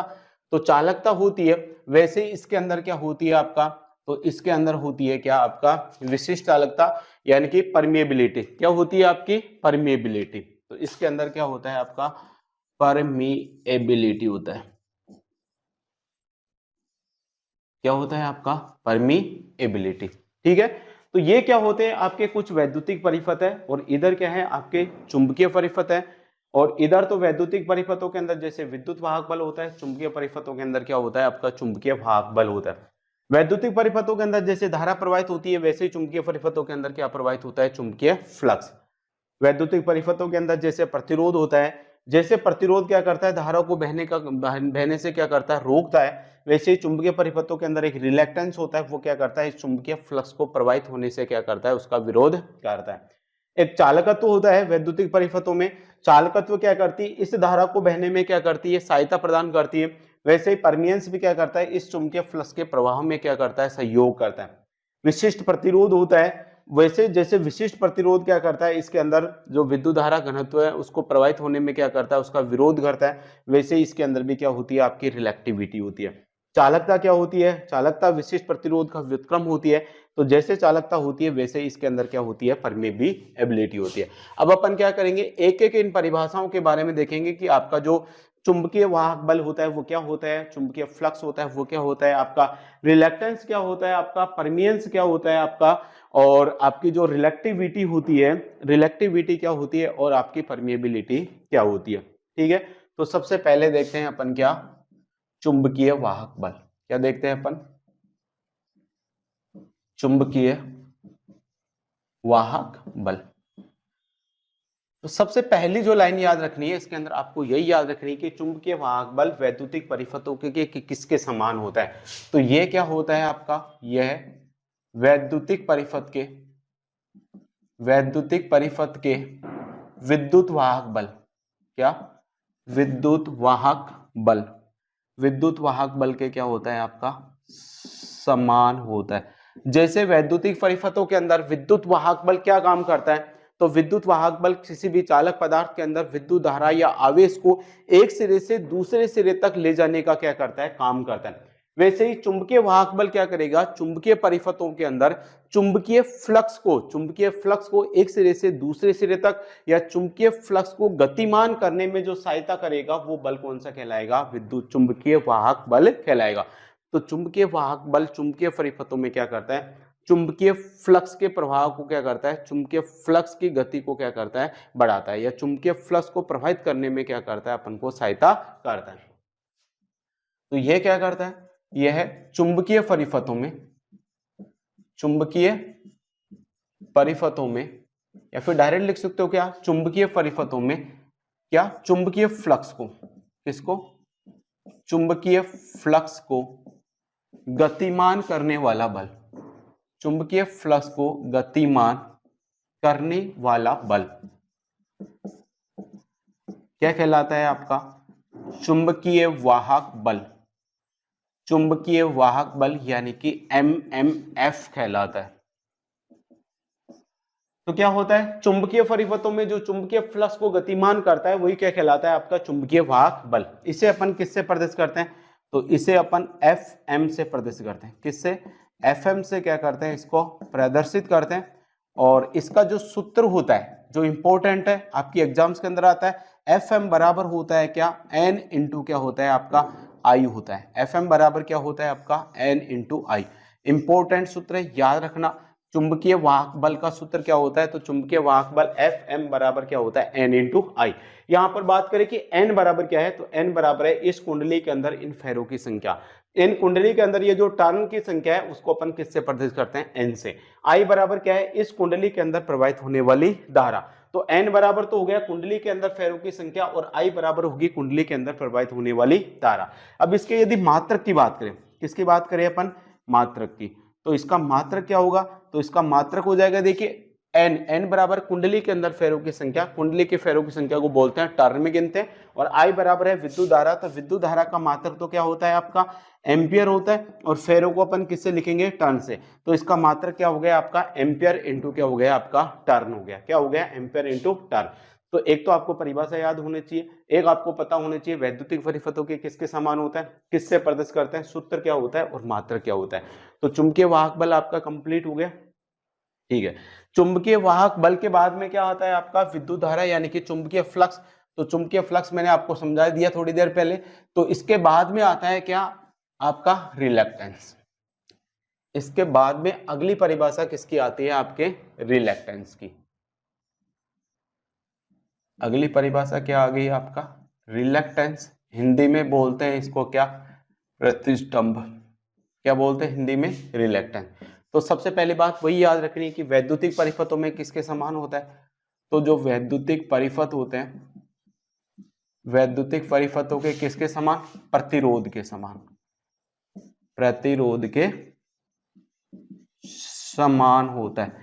वैद्युतिक परिपथों के किसके समान होता है, तो वैद्युतिक परिपथों के क्या होता है, प्रतिरोध के समान होता है। अब प्रतिरोध आपको पता होगा क्या काम करता है, तो किसी भी वैद्युतिक परिपथ या किसी भी चालक पदार्थ में से धारा प्रवाह का जो विरोध करता है वही क्या कहलाता है, प्रतिरोध कहलाता है। वैसे ही क्या होगा चुंबकीय परिपथों में, चुंबकीय परिपथों में चुंबकीय फ्लक्स के प्रवाह का जो विरोध करेगा वही क्या कहलाएगा आपका रिलक्टेंस। तो चुंबकीय परिपथों का वह गुण जो चुंबकीय फ्लक्स के प्रवाह का विरोध करता है वो क्या कहलाता है, रिलक्टेंस कहलाता है। तो ये क्या करता है, ये क्या करता है, चुंबकीय परिपथों में, चुंबकीय परिपथों में, चुंबकीय परिपथों में चुंबकीय फ्लक्स, चुंबकीय फ्लक्स, चुंबकीय फ्लक्स के प्रवाह का, चुंबकीय फ्लक्स के प्रवाह का क्या करता है, विरोध करता है। कौन, आपका रिलक्टेंस। तो रिलक्टेंस का क्या काम हो गया, चुंबकीय परिपथ के अंदर चुंबकीय फ्लक्स के प्रवाह का क्या करेगा, विरोध करेगा, वो क्या कहलाएगा, रिलक्टेंस। इसे अपन क्या करते हैं, तो इसे एस से प्रदर्शित करते हैं। किससे प्रदर्शित करते हैं, इसको एस से प्रदर्शित करते हैं। और इसका जो फॉर्मूला होता है एस बराबर होता है क्या, 1/μ एल अपॉन क्या होता है, ए होता है। इसका फॉर्मूला क्या होता है, एस बराबर क्या होता है, 1/μ एल अपॉन क्या होता है, ए होता है। फिर ये हो गया। इसका अगर मात्रक की बात करें कि रिलक्टेंस का जो मात्रक होता है, तो रिलक्टेंस का मात्रक होता है हेनरी इनवर्स। रिलक्टेंस का मात्रक क्या होता है आपका? हेनरी इनवर्स होता है। क्या होता है? Henry inverse. अब देखिए, ये तो हो गया रिलक्टेंस का सूत्र कि S बराबर होता है 1/μ, L अपॉन क्या होता है? A होता है। L बराबर तो क्या है? आपकी जो भी कॉइल्स है उस कॉइल्स की क्या है? आपकी लंबाई है। A बराबर क्या है? A बराबर क्या है आपका? उस कॉइल्स का क्या है? आपका अनुप्रस्थ काट का क्या है? क्षेत्रफल है। और म्यू बराबर क्या होती है आपकी? तो म्यू बराबर अपन ने देखा है क्या होता है? परमिएबिलिटी, जो चुंबकशीलता होती है। तो म्यू बराबर क्या होती है आपकी? चुंबकशीलता। चुंबकशीलता को इंग्लिश में क्या बोलते हैं? परमिएबिलिटी। तो म्यू बराबर क्या है आपका? परमिएबिलिटी है। एल बराबर है जो कॉइल्स की लंबाई है। ए बराबर क्या है? उस कॉइल्स का अनुप्रस्थ काट क्षेत्रफल है। तो ये तो हो गया किसका? आपका रिलक्टेंस। तो रिलक्टेंस होता है वैद्युतिक परिपथों के किसके समान होता है? प्रतिरोध के समान। इंपॉर्टेंट है, याद रखना। परिभाषा होती है, क्या काम करता है? तो चुंबकीय परिपथ में चुंबकीय फ्लक्स के प्रवाह का क्या करता है? विरोध करता है। किससे प्रदर्शित करते हैं? एस से। फॉर्मूला क्या होता है? एस बराबर 1/μ, एल अपॉन ए होता है। मात्रक क्या होता है? हेनरी होता है। यहाँ पर म्यू बराबर क्या है आपकी? म्यू बराबर है आपका क्या? परमिएबिलिटी। म्यू बराबर क्या है आपकी? परमिएबिलिटी होती है। और म्यू बराबर होता है क्या आपका? म्यू जीरो इंटू क्या होता है? म्यू आर होता है। म्यू बराबर क्या होता है? Mu zero into mu R. यहाँ पर म्यू जीरो क्या है? मुक्त आकाश की चुंबकशीलता है। म्यू जीरो तो क्या है आपका? मुक्त आकाश की क्या है आपका? चुंबकशीलता। इसकी परिभाषा हम आगे भी पढ़ेंगे कि चुंबकशीलता होती क्या चीज है। तो म्यू जीरो तो क्या होगी आपके? मुक्त आकाश की चुंबकशीलता। इसका एक मान होता है, याद रखना। इसका मान होता है 4 इंटू 10⁻⁷ हेनरी प्रति क्या होता है? मीटर होता है। तो चुंबकशीलता, मुक्त आकाश की जो चुंबकशीलता होता है उसका मान कितना होता है? 4 इंटू 10⁻⁷ हेनरी पर क्या होता है? मीटर। म्यू आर क्या होती है? तो म्यू आर क्या होती है आपकी? सापेक्ष चुंबकशीलता होती है। म्यू आर क्या होती है आपकी? सापेक्ष चुंबकशीलता। म्यू आर क्या होती है? सापेक्ष चुंबकशीलता होती है। और ये जो सापेक्ष चुंबकशीलता है इसको अपन किससे क्या होता है? वायु के लिए, हवा के लिए क्या होता है?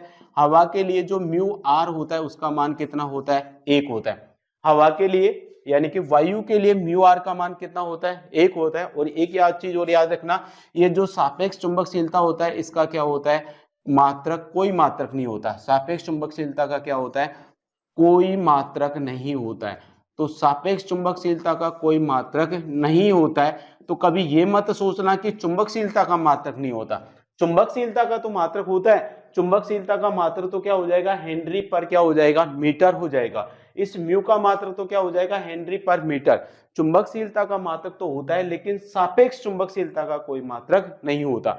ये जो सापेक्ष चुंबकशीलता है इसका मान हवा के लिए, वायु के लिए कितना होता है? 1 होता है। म्यू जीरो क्या है? मुक्त आकाश या निर्वात की चुंबकशीलता है। मुक्त आकाश या निर्वात की चुंबकशीलता, और निर्वात की चुंबकशीलता का मान कितना होता है? 4 इंटू 10⁻⁷ हेनरी पर मीटर होता है। एल बराबर तो मैंने बताया थी कॉइल्स की लंबाई है। ए बराबर क्या है? कॉइल का अनुप्रस्थ काट क्षेत्रफल है।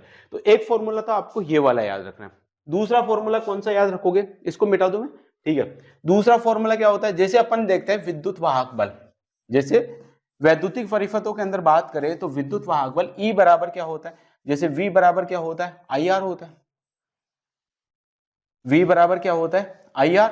तो R बराबर क्या होता है? तो वैद्युतिक परिपथों के अंदर अपन क्या पढ़ रहे हैं? R। तो R बराबर क्या होता है? R बराबर क्या होता है? V बटे क्या होता है? I होता है वैद्युतिक परिपथों के अंदर। तो हमने R किसके समान है? रिलक्टेंस के समान। तो S बराबर V मतलब विद्युत वाहक बल। इसके अंदर जो विद्युत वाहक बल होता है वो किसके समान होता है? चुंबकीय वाहक बल। और चुंबकीय वाहक बल को अपन किससे लिखते हैं? FM से। और I बराबर विद्युत धारा। विद्युत धारा किसके समान होती है? तो विद्युत धारा चुंबकीय फ्लक्स के समान होती है। तो विद्युत धारा की जगह मैं क्या लिख दूंगा? फाई। तो दूसरा फॉर्मूला रिलक्टेंस का क्या बन गया? S बराबर क्या हो गया? FM बटे फाई हो गया। जो इस वैद्युतिक परिपथों के अंदर R बराबर V बटे I होता है, वैसे ही चुंबकीय परिपथों के अंदर रिलक्टेंस S बराबर क्या होता है? FM बटे क्या होता है? फाई। इसी फॉर्मूले को अपन कैसे लिख सकते हैं? तो इस फॉर्मूले को लिख सकते हैं FM बराबर अपन ने थोड़ी देर पहले पढ़ा था। FM बराबर क्या होता है? N इंटू क्या होता है? I होता है। और फाई का फाई हो जाएगा। एक फॉर्मूला ये भी बन जाएगा कि रिलक्टेंस का फॉर्मूला ये भी होता है N इंटू आई बटे क्या होता है? फाई। रिलक्टेंस का फॉर्मूला ये भी सही है। और रिलक्टेंस का फॉर्मूला अभी थोड़ी देर पहले मैंने आपको लिखाया था S बराबर 1/μ L/A, वो फॉर्मूला भी सही है। तो टोटल रिलक्टेंस के कितने फॉर्मूले याद रखने हैं आपको? 3 फॉर्मूले याद रखने हैं। अब रिलक्टेंस की अगर यहां से एक मात्रक और निकाल सकते हैं। अभी थोड़ी देर पहले रिलेक्टेंस का मात्रक अपन ने क्या देखा था, हेनरी इनवर्स होता है। रिलेक्टेंस का मात्रक क्या होता है, हेनरी इनवर्स। लेकिन रिलेक्टेंस का एक मात्रक यहां से भी निकाल सकते हैं। अपन ने देखा था चुंबकीय वाहक बल का मात्रक क्या होता है, तो चुंबकीय वाहक बल का मात्रक हमने देखा था एम्पियर इंटू क्या होता है, टर्न होता है। तो ऊपर वाली राशि का मात्रक तो क्या हो गया, एम्पियर इंटू टर्न। नीचे क्या है, चुंबकीय फ्लक्स, और चुंबकीय फ्लक्स का मात्रक भी हमने पढ़ लिया है। चुंबकीय फ्लक्स का मात्रक क्या होता है, वेबर होता है। तो रिलक्टेंस का दूसरा मात्रक क्या हो गया, तो एम्पियर इंटू टर्न प्रति वेबर। ये भी किसका मात्रक है, आपका रिलक्टेंस का है। किसका है, रिलक्टेंस। तो रिलक्टेंस समझ में आ गया क्या काम करता है, चुंबकीय फ्लक्स के प्रवाह का विरोध करता है। मात्रक क्या होता है, हेनरी इनवर्स होता है। एक मात्रक क्या होता है, एम्पियर इंटू टर्न प्रति क्या होता है, वेबर होता है। फॉर्मूला क्या होता है, S बराबर Fm/5 होता है। S बराबर Ni/5 भी हो सकता है। और S बराबर क्या होता है, 1/μ इंटू L/A। ये भी क्या है, आपका रिलक्टेंस का ही मात्रक होता है। और एक मात्रक और क्या होता है, आपका हेनरी क्या होता है, इनवर्स होता है। तो ये सारी चीजें आपको रिलक्टेंस से रिलेटेड क्या होनी चाहिए, पता होनी चाहिए। रिलक्टेंस के बाद में आता है आपका क्या, परमियंस।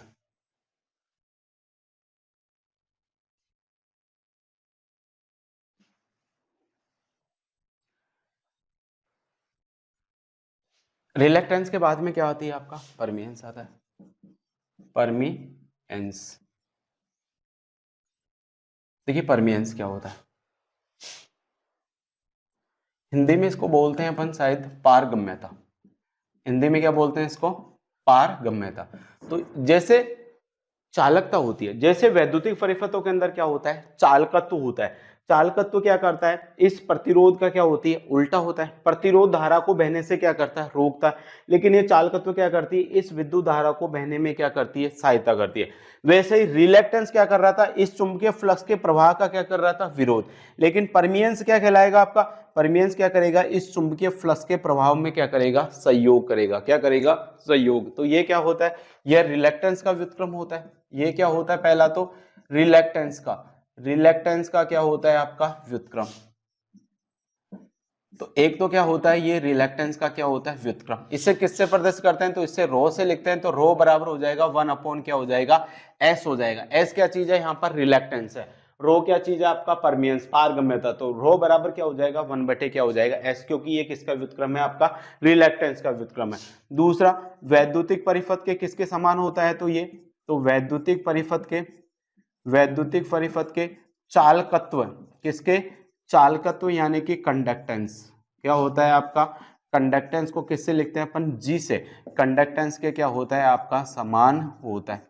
तो ये वैद्युतिक परिपथों के किसके समान होता है, तो वैद्युतिक परिपथों के चालकत्व यानी कि कंडक्टेंस के क्या होता है, ये समान होता है। फिर परिभाषा क्या होती है, क्या काम करता है, तो यह क्या करता है, चुंबकीय फ्लक्स के, चुंबकीय फ्लक्स के, चुंबकीय फ्लक्स के प्रभाव में, चुंबकीय फ्लक्स के प्रभाव में क्या करता है, संयोग करता है। चुंबकीय फ्लक्स के प्रभाव में क्या करता है, ये संयोग करता है। तो चुंबकीय पदार्थों का वह गुण जो चुंबकीय फ्लक्स के प्रभाव में क्या करे, संयोग करे, हेल्प करे, वही क्या कहलाता है, आपका परमियंस कहलाता है। अगर इसके मात्रक की बात करें, अगर इसके किसकी बात करें, मात्रक, तो देखिए रिलेक्टेंस का मात्रक क्या था, हेनरी इनवर्स। तो उसका क्या हो जाएगा, उल्टा हो जाएगा। तो इसका जो मात्रक हो जाएगा वो क्या हो जाएगा, हेनरी हो जाएगा। इसका एक मात्रक तो क्या हो जाएगा, हेनरी। इसका फॉर्मूला, इसका फॉर्मूला अपन ये भी लिख सकते हैं, रो बराबर, देखिए रिलेक्टेंस बराबर तो क्या था, Fm बटे क्या था, फाई था। Fm बटे क्या था, फाई। ये तो किसके बराबर था, S। अगर इसको 1/S लिखूंगा तो फाई ऊपर चल जाएगा, Fm कहाँ जाएगा, नीचे। तो रो बराबर क्या हो जाएगा, फाई बटे क्या हो जाएगा, आपका Fm हो गया। ये किसका मात्रक हो गया, आपका, सॉरी, ये किसका फॉर्मूला हो गया, तो ये फॉर्मूला हो गया आपका किसका, परमियंस का। याद रखने की जरूरत नहीं है आपको, यदि रिलेक्टेंस का फॉर्मूला पता है तो रिलेक्टेंस के फॉर्मूले को उल्टा कर देंगे तो फॉर्मूला किसका मिल जाएगा, परमियंस का। क्योंकि परमियंस किसका उल्टा है, रिलेक्टेंस का उल्टा है। तो जो भी रिलेक्टेंस का फॉर्मूला है उसको उल्टा कर दो। अब इसका यहां से भी मात्रक निकाल लेंगे। फाई का मात्रक तो क्या होता है, इसका वेबर होता है। फाई का मात्रक तो क्या होता है, वेबर होता है। और Fm का मात्रक क्या होता है, तो Fm का मात्रक होता है क्या, एम्पियर। एम्पियर इंटू क्या होता है, टर्न होता है। क्या होता है, टर्न। तो आपका जो परमियंस है उस परमियंस का मात्रक क्या हो गया, वेबर प्रति एम्पियर इंटू क्या हो गया, आपका टर्न हो गया। तो वेबर प्रति एम्पियर इंटू टर्न किसका मात्रक हो गया, आपका परमियंस का। किसका हो गया, परमियंस का। ठीक है। अगली जो परिभाषा आती है आपके परमियंस हो गया, आपके बाद में आती है रिलेक्टिविटी।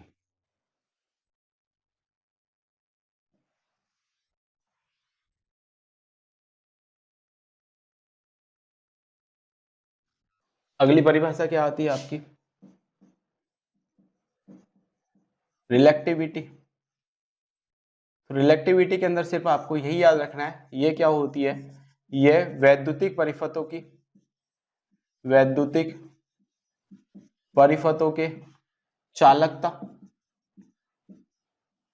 चालकता या विशिष्ट चालकता, चालकता या विशिष्ट चालकता के क्या होती है आपके समान होती है। तो वैद्युतिक परिपथों के अंदर जो चालकता या विशिष्ट चालकता होती है, सॉरी, वैद्युतिक परिपथों के प्रतिरोधकता क्या आएगा, सॉरी, वैद्युतिक परिपथों के प्रतिरोधकता या विशिष्ट प्रतिरोध, प्रतिरोधकता या विशिष्ट प्रतिरोध के क्या होता है, समान होता है। अब ये क्या होता है, विशिष्ट प्रतिरोध के क्या होता है, ये समान होता है। तो दूसरा क्या रखोगे आप, ये क्या होता है, विशिष्ट प्रतिरोध क्या होता है, किसी भी वैद्युतिक परिपथ के अंदर क्या होता है, तो वैद्युतिक परिपथों के अंदर क्या होता है, इकाई क्षेत्रफल और इकाई, सॉरी, एकांक क्षेत्रफल, किसी भी परिपथ के द्वारा या किसी भी पदार्थ के अंदर, किसी भी पदार्थ के अंदर एकांक क्षेत्रफल के द्वारा क्या होता है, एकांक क्षेत्रफल का जो प्रतिरोध होता है वही क्या होता है, आपका विशिष्ट प्रतिरोध कहलाता है। तो ये क्या होता है आपका, वैद्युतिक परिपथों के क्या होता है, आपका विशिष्ट प्रतिरोध के क्या होती है, आपके समान होती है। ठीक है, तो यहां पर से हो गया आपका क्या, रिलेक्टिविटी हो गया। तो रिलेक्टिविटी की परिभाषा आपके यहां से क्या हो जाती है, कंप्लीट हो जाती है। अगली जो परिभाषा आती है आपके, ये क्या होती है अगली परिभाषा, तो अगली परिभाषा है आपकी क्या, रिलेक्टिविटी। क्या है, रिलेक्टिविटी। तो ये जो रिलेक्टिविटी होती है, यह वैद्युतिक परिपथों के क्या, वैद्युतिक परिपथों के विशिष्ट प्रतिरोध, विशिष्ट प्रतिरोध या प्रतिरोधकता, या प्रतिरोधकता के क्या होती है, आपके समान होती है। तो जैसे आपकी रिलेक्टिविटी होती है, जैसे आपके वैद्युतिक परिपथों के अंदर विशिष्ट प्रतिरोध या प्रतिरोधकता होती है, वैसे ही चुंबकीय परिपथों के अंदर क्या होती है, रिलेक्टिविटी। देखिए अपन जानते हैं विशिष्ट प्रतिरोध को किससे लिखते हैं अपन, रो से। रो बराबर क्या होता है, आर इंटू एल अपॉन क्या होता है, ए होता है। तो एकांक लंबाई और एकांक अनुप्रस्थ काट क्षेत्रफल वाले चालक पदार्थ का जो प्रतिरोध होता है वो क्या होता है, विशिष्ट प्रतिरोध के क्या होता है, बराबर होता है। एल का मान क्या होना चाहिए आपका, 1 मीटर होना चाहिए। क्षेत्रफल का मान कितना होना चाहिए, 1 मीटर स्क्वायर होना चाहिए। तो एकांक लंबाई और एकांक अनुप्रस्थ काट क्षेत्रफल वाले चालक पदार्थ का जो प्रतिरोध होगा वो क्या होता है, विशिष्ट प्रतिरोध के क्या होता है, समान होता है। वैसे ही क्या होता है आपका रिलेक्टिविटी हो जाएगा, एकांक लंबाई और एकांक अनुप्रस्थ काट क्षेत्रफल वाले चालक पदार्थ का जो रिलेक्टेंस होगा, चालक पदार्थ का क्या होगा, जो रिलेक्टेंस होगा वही क्या कहलाएगी, आपकी रिलेक्टिविटी कहलाएगी। तो रिलेक्टिविटी आपके वैद्युतिक परिपथों के क्या होता है, विशिष्ट प्रतिरोध के बराबर होती है। तो परिभाषा आपके समझ में आई, एकांक लंबाई और एकांक अनुप्रस्थ काट क्षेत्रफल वाले चालक पदार्थ के या चुंबकीय पदार्थ का जो क्या होगा, रिलेक्टेंस होगा, चुंबकीय पदार्थों का जो रिलेक्टेंस होगा वही क्या कहलाएगी, आपकी रिलेक्टिविटी कहलाएगी।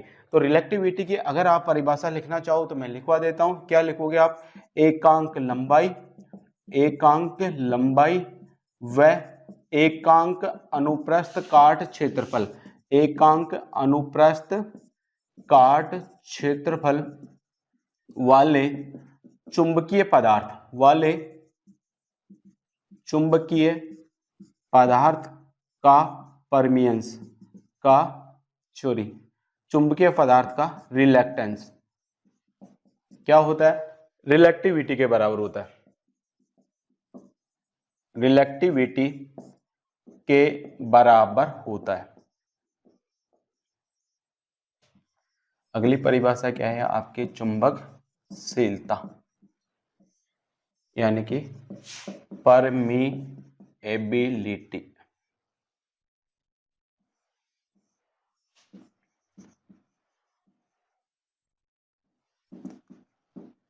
किसके बारे में देखेंगे अपन, चुंबकशीलता। तो चुंबकशीलता क्या होती है, यह वैद्युतिक परिपथों के किसके समान होती है, तो जो वैद्युतिक परिपथ होते हैं, वैद्युतिक परिपथों की चालकता के समान होती है। किसके?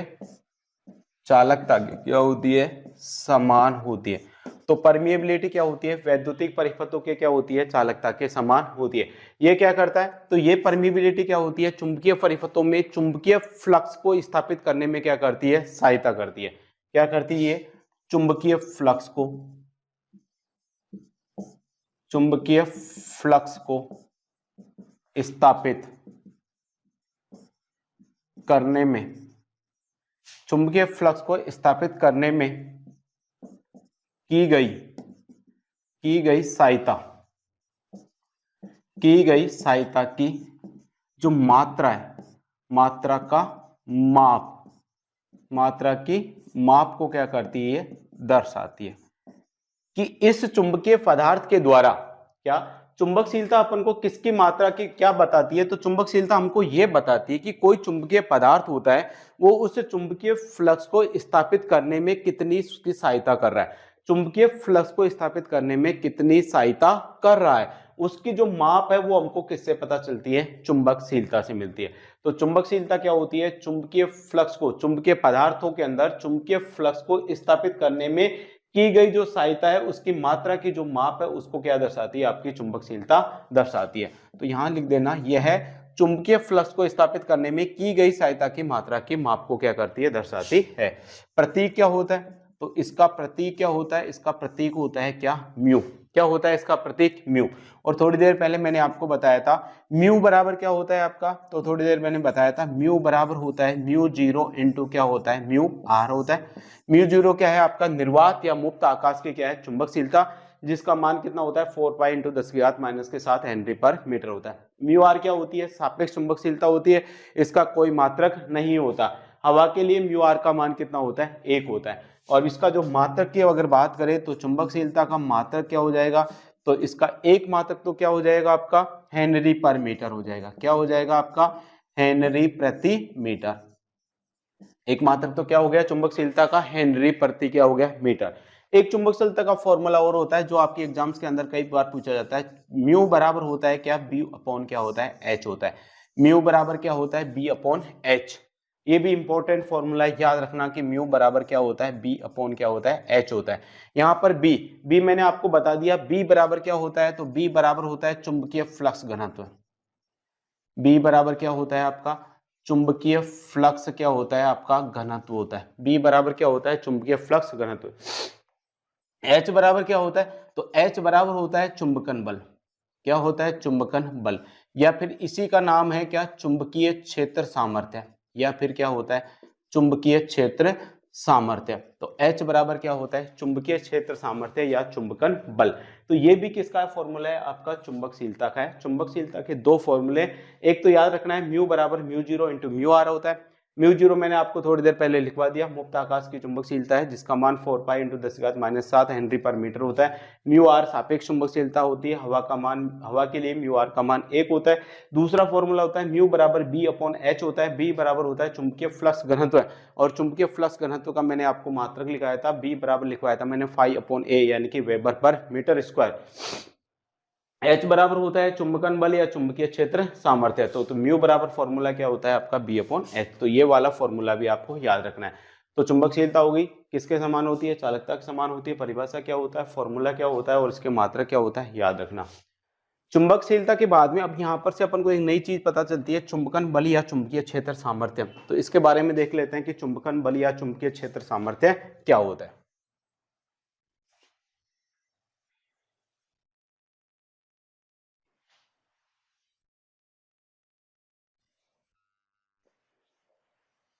देखिए अब क्या देख लेते हैं अपन, चुंबकीय क्षेत्र सामर्थ्य या फिर इसी का नाम है क्या? चुंबकन बल, या फिर इसी का नाम है क्या? चुंबकीय क्षेत्र तीव्रता। तीनों एक ही चीज है, लेकिन आपकी किताब में आपको नाम अलग अलग मिल सकते हैं, लेकिन आपको कंफ्यूज नहीं होता है होना है। तीनों क्या है? एक ही चीज है। आपका चुंबकीय क्षेत्र सामर्थ्य पूछ ले, चुंबकन बल पूछ ले, या चुंबकीय क्षेत्र की तीव्रता पूछ ले, ये सारी चीजें क्या होती है? एक ही होती है। सबसे पहले परिभाषा देखते हैं कि चुंबकीय क्षेत्र सामर्थ्य क्या होता है। मान लेते हैं कोई चुंबक का चुंबकीय क्षेत्र है, ये क्या है आपका एक चुंबक है, ये N है, ये क्या है S। अब इस चुंबक के चारों तरफ क्या होता है, चुंबकीय क्षेत्र होता है। जहां चुंबकीय क्षेत्र क्या होता है, तो चुंबक के चारों ओर का वह क्षेत्र जहां पर इस चुंबक के चुंबकीय गुण को क्या किया जा सके, अनुभव किया जा सके, वो क्या कहलाता है, आपका चुंबकीय क्षेत्र कहलाता है। अब इस चुंबकीय क्षेत्र के अंदर ये कोई पॉइंट ले लेते हैं ए। इस चुंबकीय अंदर क्षेत्र के अंदर क्या है आपका पॉइंट ए है। इस पॉइंट पर अपन ने क्या रखा है, एक इकाई ध्रुव रखा है। क्या रखा है, इकाई ध्रुव।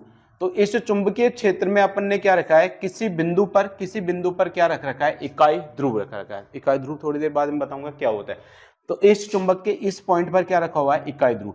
अब ये इकाई ध्रुव पर ये चुंबक कितना बल लगाएगा, इस इकाई ध्रुव पर चुंबक के द्वारा लगाया गया जो बल होता है वही क्या कहलाता है, चुंबकीय क्षेत्र सामर्थ्य बोल सकते हो, चुंबकन बल बोल सकते हो, या चुंबकीय क्षेत्र की तीव्रता बोल सकते हो। तो मैंने क्या बोला, चुंबकीय क्षेत्र में किसी बिंदु पर रखे इकाई ध्रुव पर, चुंबकीय क्षेत्र में किसी बिंदु पर रखे इकाई ध्रुव पर लगने वाला जो बल होता है वो बल ही क्या कहलाता है, चुंबकीय क्षेत्र सामर्थ्य या चुंबकन बल या चुंबकीय क्षेत्र की तीव्रता कहलाती है। तो परिभाषा समझ में आई, नोट करवा देता हूं। क्या चुंबकीय क्षेत्र में क्या लिखोगे आप, चुंबकीय क्षेत्र में किसी बिंदु पर स्थित इकाई ध्रुव, किसी बिंदु पर स्थित इकाई ध्रुव पर लगने वाला बल, इकाई ध्रुव पर लगने वाला बल क्या कहलाता है आपका, चुंबकन बल बोल सकते हो इसको, चुंबकन बल या चुंबकीय क्षेत्र सामर्थ्य बोल सकते हो, चुंबकीय क्षेत्र सामर्थ्य, या फिर क्या बोल सकते हो अपन, चुंबकन तीव्रता, चुंबकन तीव्रता कहलाता है। तो एक चुंबकन तीव्रता क्या हो गया आपका, फॉर्मूला क्या हो जाएगा, H बराबर होता है क्या, F बटे क्या होता है, M होता है। H बराबर क्या होता है, F बटे क्या होता है, M। यहाँ पर F बराबर क्या है, F बराबर तो यहाँ पर क्या है, तो F बराबर तो ये है बल, जो इस चुंबक के द्वारा उस इकाई ध्रुव पर जो बल लगाया गया है, तो F बराबर तो क्या है, बल। और बल का मात्रक क्या होता है, बल को अपन किस में मापते हैं, न्यूटन के अंदर। M बराबर क्या है आपका, M बराबर है यहाँ पर ध्रुव सामर्थ्य। M बराबर क्या होती है, ध्रुव सामर्थ्य। और ध्रुव सामर्थ्य का मात्रक क्या होता है आपका, वेबर होता है। क्या होता है, वेबर। तो चुंबकीय क्षेत्र सामर्थ्य का मात्रक क्या आ गया, तो चुंबकीय क्षेत्र सामर्थ्य का मात्रक आ गया क्या, न्यूटन। न्यूटन प्रति क्या हो गया आपका, वेबर हो गया। न्यूटन प्रति क्या हो गया, वेबर। तो चुंबकीय क्षेत्र सामर्थ्य की परिभाषा समझ में आ गई। चुंबकीय क्षेत्र में किसी बिंदु पर स्थित इकाई ध्रुव पर लगने वाला जो बल होता है वो चुंबकन बल, चुंबकीय क्षेत्र सामर्थ्य या चुंबकन तीव्रता कहलाती है। किससे प्रदर्शित करते हैं, तो चुंबकीय क्षेत्र सामर्थ्य, चुंबकन बल या चुंबकीय क्षेत्र की तीव्रता किससे प्रदर्शित करते हैं, H से। सूत्र क्या होता है, H बराबर क्या होता है, FM बटे क्या, H बराबर क्या होता है, F बटे क्या होता है, M होता है। F बराबर यहाँ पर क्या है, बल है, इसका मात्रक क्या होता है, न्यूटन। M बराबर होती है ध्रुव सामर्थ्य, मात्रक क्या होता है, वेबर। तो ये चुंबकीय क्षेत्र सामर्थ्य या चुंबकन बल का मात्रक क्या हो गया, न्यूटन प्रति क्या हो गया, वेबर। ये चीज कंप्लीट हो गई। इसके अलावा एक फॉर्मूला हो रहता है H का, यानी कि चुंबकन बल या चुंबकीय क्षेत्र तीव्रता का एक फॉर्मूला आता है, जो आता है अपन के एम्पियर के नियम से। किससे आता है, एम्पियर के नियम से। वो भी एग्जाम्स के अंदर कई बार आता है। तो दूसरा फॉर्मूला आपको याद रखना है, H बराबर होता है क्या, NI अपॉन क्या होता है, L होता है। H बराबर क्या होता है आपका, NI अपॉन क्या होता है, L होता है। H बराबर क्या होता है, NI अपॉन L। ये भी क्या है आपका चुंबकीय क्षेत्र सामर्थ्य या चुंबकन बल का क्या है, मात्रा। अब NI बराबर क्या है आपका, FM होता है। तो H बराबर मैं लिख सकता हूँ FM बटे क्या भी लिख सकता हूँ, L भी लिख सकता हूँ। देखिए फॉर्मूले आपके कैसे भी उल्टे सुल्टे, अगर यहाँ पर FM आ गया, FM की जगह NI भी आ सकता है, कुछ भी आ सकता है। तो आपको एक दूसरे फॉर्मूले को रिलेटेड करना आपको आना चाहिए। अब देखिए आपको चुंबकीय वाहक बल का मैंने मात्रक बताया था, तो चुंबकीय वाहक बल का मात्रक क्या होता है आपका, एम्पियर इंटू क्या होता है, टर्न होता है। चुंबकीय वाहक बल का मात्रक क्या होता है, एम्पियर इंटू टर्न। L बराबर क्या है, लंबाई, और लंबाई का मात्रक क्या होता है, मीटर होता है। क्या होता है, मीटर। तो चुंबकन बल, चुंबकीय क्षेत्र सामर्थ्य या फिर चुंबकन तीव्रता का दूसरा मात्रक क्या हो गया, एम्पियर इंटू टर्न प्रति क्या होता है, मीटर होता है। एम्पियर इंटू टर्न प्रति क्या होता है मीटर, दोनों मात्रक याद रखना। उधर मैंने आपको मात्रक बताया था न्यूटन प्रति क्या होता है था वेबर, दूसरा मात्रक क्या हो गया एम्पियर इंटू टन प्रति क्या हो गया मीटर। एक फॉर्मूला मैंने बताया था H बराबर क्या होता है F बटे क्या होता है आपका M होता है, दूसरा फॉर्मूला क्या बताया मैंने H बराबर क्या होता है NI अपॉन क्या होता है L होता है। तो ये क्या हो गया आपका चुंबकीय क्षेत्र सामर्थ्य, चुंबकन बल या चुंबकीय क्षेत्र की क्या होगी तीव्रता। तो चुंबक वाले चैप्टर में जितनी भी आपकी इंपॉर्टेंट परिभाषाएं बन सकती थी, जितने भी आपके मात्रक बन सकते थे, वो सारी परिभाषाएं मैंने आपको नोट करवा दी। देखिए चुंबक वाले चैप्टर के अंदर ज्यादा आपके एग्जाम्स के अंदर क्वेश्चंस नहीं बनते, या तो एग्जाम्स के अंदर आपसे कुछ परिभाषाएं पूछ सकता है या मात्रक पूछ लेता है, या फिर हमसे पदार्थों के वो पढ़ाते हैं चुंबकीय पदार्थों के वर्गीकरण से सवाल आ जाता है कि चुंबकीय पदार्थ होते हैं वो कितने प्रकार के होते हैं। तो जो जो चुंबकीय पदार्थ होते हैं, अब अगला टॉपिक यही ले लेते हैं चुंबकीय पदार्थों का वर्गीकरण। तो जो चुंबकीय पदार्थ होते हैं वो कितने प्रकार के होते हैं, तो चुंबकीय पदार्थ होते हैं वो 3 प्रकार के होते हैं। तो अपन क्या कर लेते हैं, अपन क्या करते हैं चुंबकीय पदार्थों का वर्गीकरण क्या देखते हैं, चुंबकीय पदार्थों का वर्गीकरण। तो देखिए चुंबकीय पदार्थ होते हैं वो आपके कितने प्रकार के होते हैं, 3 प्रकार के होते हैं। एक होता है आपके लोह चुंबकीय पदार्थ, एक तो क्या होते हैं आपके लोह चुंबकीय पदार्थ होते हैं यानी कि फेरोमैग्नेटिक मटेरियल, फेरोमैग्नेटिक पदार्थ। दूसरे होते हैं आपके कौन से समचुंबकीय पदार्थ, सम चुंबकीय पदार्थ, इनको बोला जाता है क्या पैरामैग्नेटिक मटेरियल, पैरामैग्नेटिक मटेरियल। और तीसरे होते हैं कौन से आपके डाया मैग्नेटिक मटेरियल, डायामैग्नेटिक यानी कि परावैद्युतिक,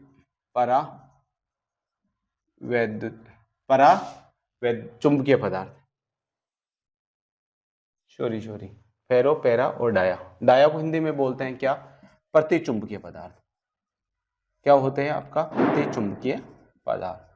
तो चुंबकीय पदार्थ कितने प्रकार के होते हैं, तो चुंबकीय पदार्थ होते हैं वो 3 प्रकार के होते हैं। एक होता है लोह चुंबकीय पदार्थ, दूसरा होता है समचुंबकीय पदार्थ, तीसरा होता है प्रतिचुंबकीय पदार्थ यानी कि फेरोमैग्नेटिक मटेरियल, पैरामैग्नेटिक मटेरियल और डायामैग्नेटिक मटेरियल। अब अपन देखते हैं कि जो आपके लोह चुंबकीय पदार्थ होते हैं उनकी विशेषता क्या होती है, आपके जो समचुंबकीय पदार्थ होते हैं उनकी विशेषता क्या होती है, और पराचुंबकीय पदार्थ होते हैं उनकी विशेषता क्या होती है। तो एक एक की विशेषता नोट कर लेते हैं, यहाँ से आपका इंपॉर्टेंट है, आपसे एग्जाम्स के अंदर क्वेश्चन पूछ लेता है। या तो आपसे पूछेगा कि इन पदार्थों की चुंबकशीलता का मान कितना होता है, या फिर आपसे पूछेगा कि इन पदार्थों के उदाहरण क्या क्या होते हैं, इन पदार्थों के क्या होते हैं उदाहरण क्या क्या होते हैं, वो चीज याद है। तो लोह चुंबकीय पदार्थ तो क्या होते हैं, इनको क्या करेंगे, इनको क्या होता है चुंबकीय क्षेत्र में रखने पर, कहां पर रखने पर, चुंबकीय क्षेत्र में, चुंबकीय क्षेत्र में रखने पर, चुंबकीय क्षेत्र में रखने पर ये क्या बन जाते हैं आपके चुंबक बन जाते हैं, ये स्वयं भी क्या बन जाते हैं आपके चुंबक बन जाते हैं। तो लोह मैग्नेटिक मटेरियल यानी कि लोह चुंबकीय पदार्थों को जैसे ही अपन चुंबकीय क्षेत्र के अंदर रखेंगे तो ये खुद क्या बन जाएंगे आपके चुंबक बन जाते हैं। दूसरा इनकी चुंबकशीलता का मान, क्या इनकी चुंबकशीलता, तो इनकी चुंबकशीलता, इनकी चुंबकशीलता का मान क्या होता है इकाई से क्या होता है बहुत अधिक होता है, इकाई से क्या होता है बहुत अधिक, क्या होता है इकाई से बहुत अधिक यानी कि 1000 तक हो सकता है। कितना हो सकता है 1000 तक हो सकता है। तो आपसे पूछा जाता है कि जो आपके लोह चुंबकीय पदार्थ होती है उनकी चुंबकशीलता का मान कितना होता है, इकाई से कम होता है, इकाई होता है, इकाई से थोड़ा सा अधिक होता है, ये इकाई से बहुत अधिक होता है। तो लोह चुंबकीय पदार्थों की चुंबकशीलता का मान इकाई से क्या होता है बहुत ही अधिक होता है। फिर तीसरा जो इंपॉर्टेंट है आपको इनके उदाहरण याद रखने, इनके क्या याद रखने उदाहरण, जैसे हो गया आपका लोहा, क्या हो गया लोहा, लोहा हो गया आपका, जैसे हो गया आपका क्या कार्बन स्टील, क्या हो गया आपका कार्बन स्टील, और क्या हो गया आपका कोबाल्ट स्टील हो गया, कास्ट आयरन हो गया, फिर क्या हो गया आपका कास्ट स्टील हो गया, क्या हो गया कास्ट स्टील हो गया। ये सब क्या है आपके लोह चुंबकीय पदार्थ है, जैसे लोहा, कास्ट आयरन, कास्ट स्टील, या फिर इसको लिख सकते हो लोहे की जगह आप क्या लिख लो कास्ट आयरन लिख लो, क्या लिख लो कास्ट आयरन हो गया, कास्ट स्टील हो गया, कोबाल्ट हो गया, कार्बन स्टील हो गया, ये सब क्या है आपके लो चुंबकीय पदार्थ है। इन पदार्थों की चुंबकशीलता का मान क्या होता है, 1 से अधिक होता है। जैसे इनको चुंबकीय क्षेत्र में रखेंगे तो ये क्या बन जाते हैं, आपके चुंबक बन जाते हैं। दूसरा क्या होते हैं, आपके समचुंबकीय पदार्थ होते हैं। तो इनको चुंबकीय क्षेत्र में रखने पर, चुंबकीय क्षेत्र में रखने पर ये चुंबक नहीं बनते, ये चुंबक नहीं बनते हैं, लेकिन क्या करते हैं ये चुंबकीय क्षेत्र का, लेकिन ये क्या करते हैं, चुंबकीय क्षेत्र का मान क्या कर देते हैं, ये बढ़ा देते हैं। लेकिन ये क्या करते हैं, चुंबकीय क्षेत्र के मान को क्या कर देते हैं, बढ़ा देते हैं। खुद चुंबक तो नहीं बन रहे, लेकिन चुंबकीय क्षेत्र के मान को क्या कर देंगे, बढ़ा देंगे। अब क्या होता है, इनकी चुंबकशीलता,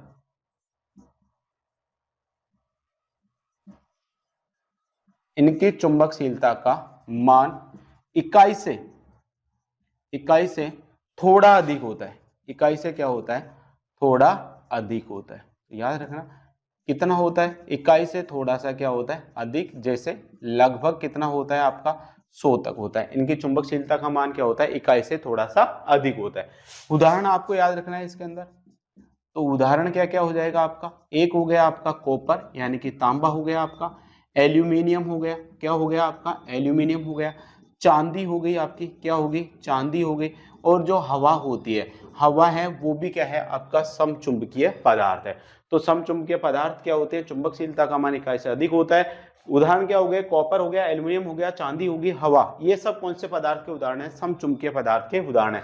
क्या करते हैं, इनको जैसे अपन चुंबकीय क्षेत्र में रखेंगे तो ये खुद तो चुंबक नहीं बनेंगे, लेकिन इनमें से गुजरने वाले चुंबकीय फ्लक्स के मान को या चुंबकीय क्षेत्र के मान को ये क्या कर देते हैं, बढ़ा देते हैं। डाया चुंबकीय पदार्थ क्या होते हैं, तो ये क्या होते हैं, इनको चुंबकीय क्षेत्र में रखने पर, चुंबकीय क्षेत्र में रखने पर क्या करते हैं, चुंबकीय फ्लक्स या चुंबकीय क्षेत्र के मान को क्या कर देते हैं, चुंबकीय क्षेत्र के मान को क्या कर देते हैं, ये कम कर देते हैं। क्या कर देते हैं, कम कर देते हैं।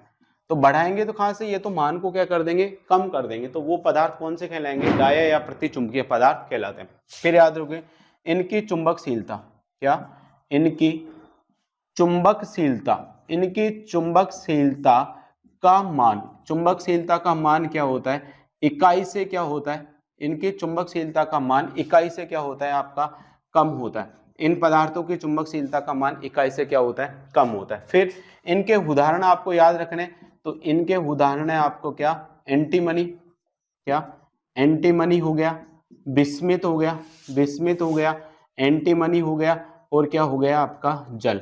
ये सब किसके उदाहरण है, आपके प्रतिचुंबकीय पदार्थ के उदाहरण। ये क्या है आपका, बिस्मिथ, एंटीमनी, बिस्मिथ और जल कौन से पदार्थ है आपके, प्रति यानी कि डायमैग्नेटिक मटेरियल है। डायमैग्नेटिक मटेरियल की चुंबकशीलता यानी कि जो परमिएबिलिटी है उसका मान इकाई से क्या होता है, कम होता है। चुंबकीय क्षेत्र में रखने पर चुंबकीय फ्लक्स या चुंबकीय क्षेत्र के मान को क्या कर देते हैं, कम कर देते हैं। समचुंबकीय उदाहरण, समचुंबकीय पदार्थ के उदाहरण है कॉपर, एल्यूमिनियम, चांदी और हवा। चुंबकशीलता का मान इकाई से थोड़ा सा अधिक होता है। लोह चुंबकीय पदार्थ के उदाहरण है cast iron, cobalt steel, cast steel और आपका निकिल हो गया। ये सब क्या होते हैं आपके, निकिल, और लिख सकते हो आप, क्या लिख सकते हो आप, निकिल। ये सब क्या होते हैं आपके लोह चुंबकीय पदार्थ के उदाहरण है। चुंबकशीलता का मान इकाई से बहुत अधिक होता है, चुंबकीय क्षेत्र में रखने पर खुद क्या बन जाते हैं, आपके चुंबक बन जाते हैं। तो ये हो गया आपका चुंबकीय पदार्थों का वर्गीकरण। ठीक है, इंपॉर्टेंट है, याद रखना है इसको। अब चुंबकीय पदार्थों के वर्गीकरण के बाद इस चैप्टर के अंदर आपका बच जाता है एक क्या, बीएच वक्र। अगला टॉपिक क्या आता है आपका, बीएच वक्र। अब देखिए बीएच वक्र के अंदर आपसे परिभाषाएं पूछी जाती है, कुछ 3-4 बेसिक्स इंफॉर्मेशन है जो याद आपको बीएच वक्र के अंदर याद रखनी है। अब कैसे बनाया जाता है वो बाद की बात है, आपको एग्जाम्स के हिसाब से आपके लिए क्या क्या इंपॉर्टेंट है वो जरूरी है।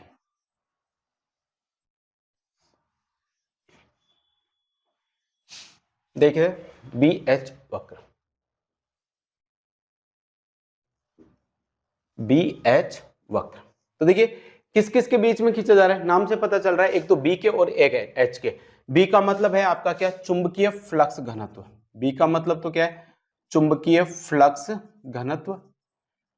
और एच का मतलब क्या है, एच का मतलब है आपका चुंबकन बल। एच का मतलब क्या है, चुंबकन बल या चुंबकन तीव्रता या चुंबकीय क्षेत्र सामर्थ्य। तो चुंबकीय फ्लक्स घनत्व और चुंबकन बल के बीच खींचा गया ग्राफ, के बीच खींचा गया ग्राफ, के बीच खींचा गया जो ग्राफ होता है वही क्या कहलाता है, आपका बीएच वक्र कहलाता है। अब देखिए कैसा होता है बीएच वक्र। इधर तो ले लिया मैंने चुंबकन बल, इधर तो मैंने ले लिया चुंबकन बल H, और इधर ले लिया मैंने चुंबकीय फ्लक्स घनत्व क्या ले लिया B। ऊपर अगर पॉजिटिव है तो नीचे चुंबकीय फ्लक्स घनत्व का मान क्या होगा, माइनस में होगा। इधर चुंबकन बल का मान प्लस है तो इधर चुंबकन बल का मान क्या हो जाएगा, आपका माइनस हो जाएगा। अब क्या करते हैं, जैसे जैसे अपन क्या करेंगे, चुंबकन बल का मान बढ़ाते जाएंगे, वैसे वैसे चुंबकीय फ्लक्स घनत्व का मान भी क्या होता जाता है, बढ़ता जाता है। जैसे जैसे मैं चुंबकन बल का मान बढ़ा रहा हूं वैसे वैसे इस चुंबकीय फ्लक्स घनत्व का मान क्या होता जा रहा है, बढ़ता जा रहा है।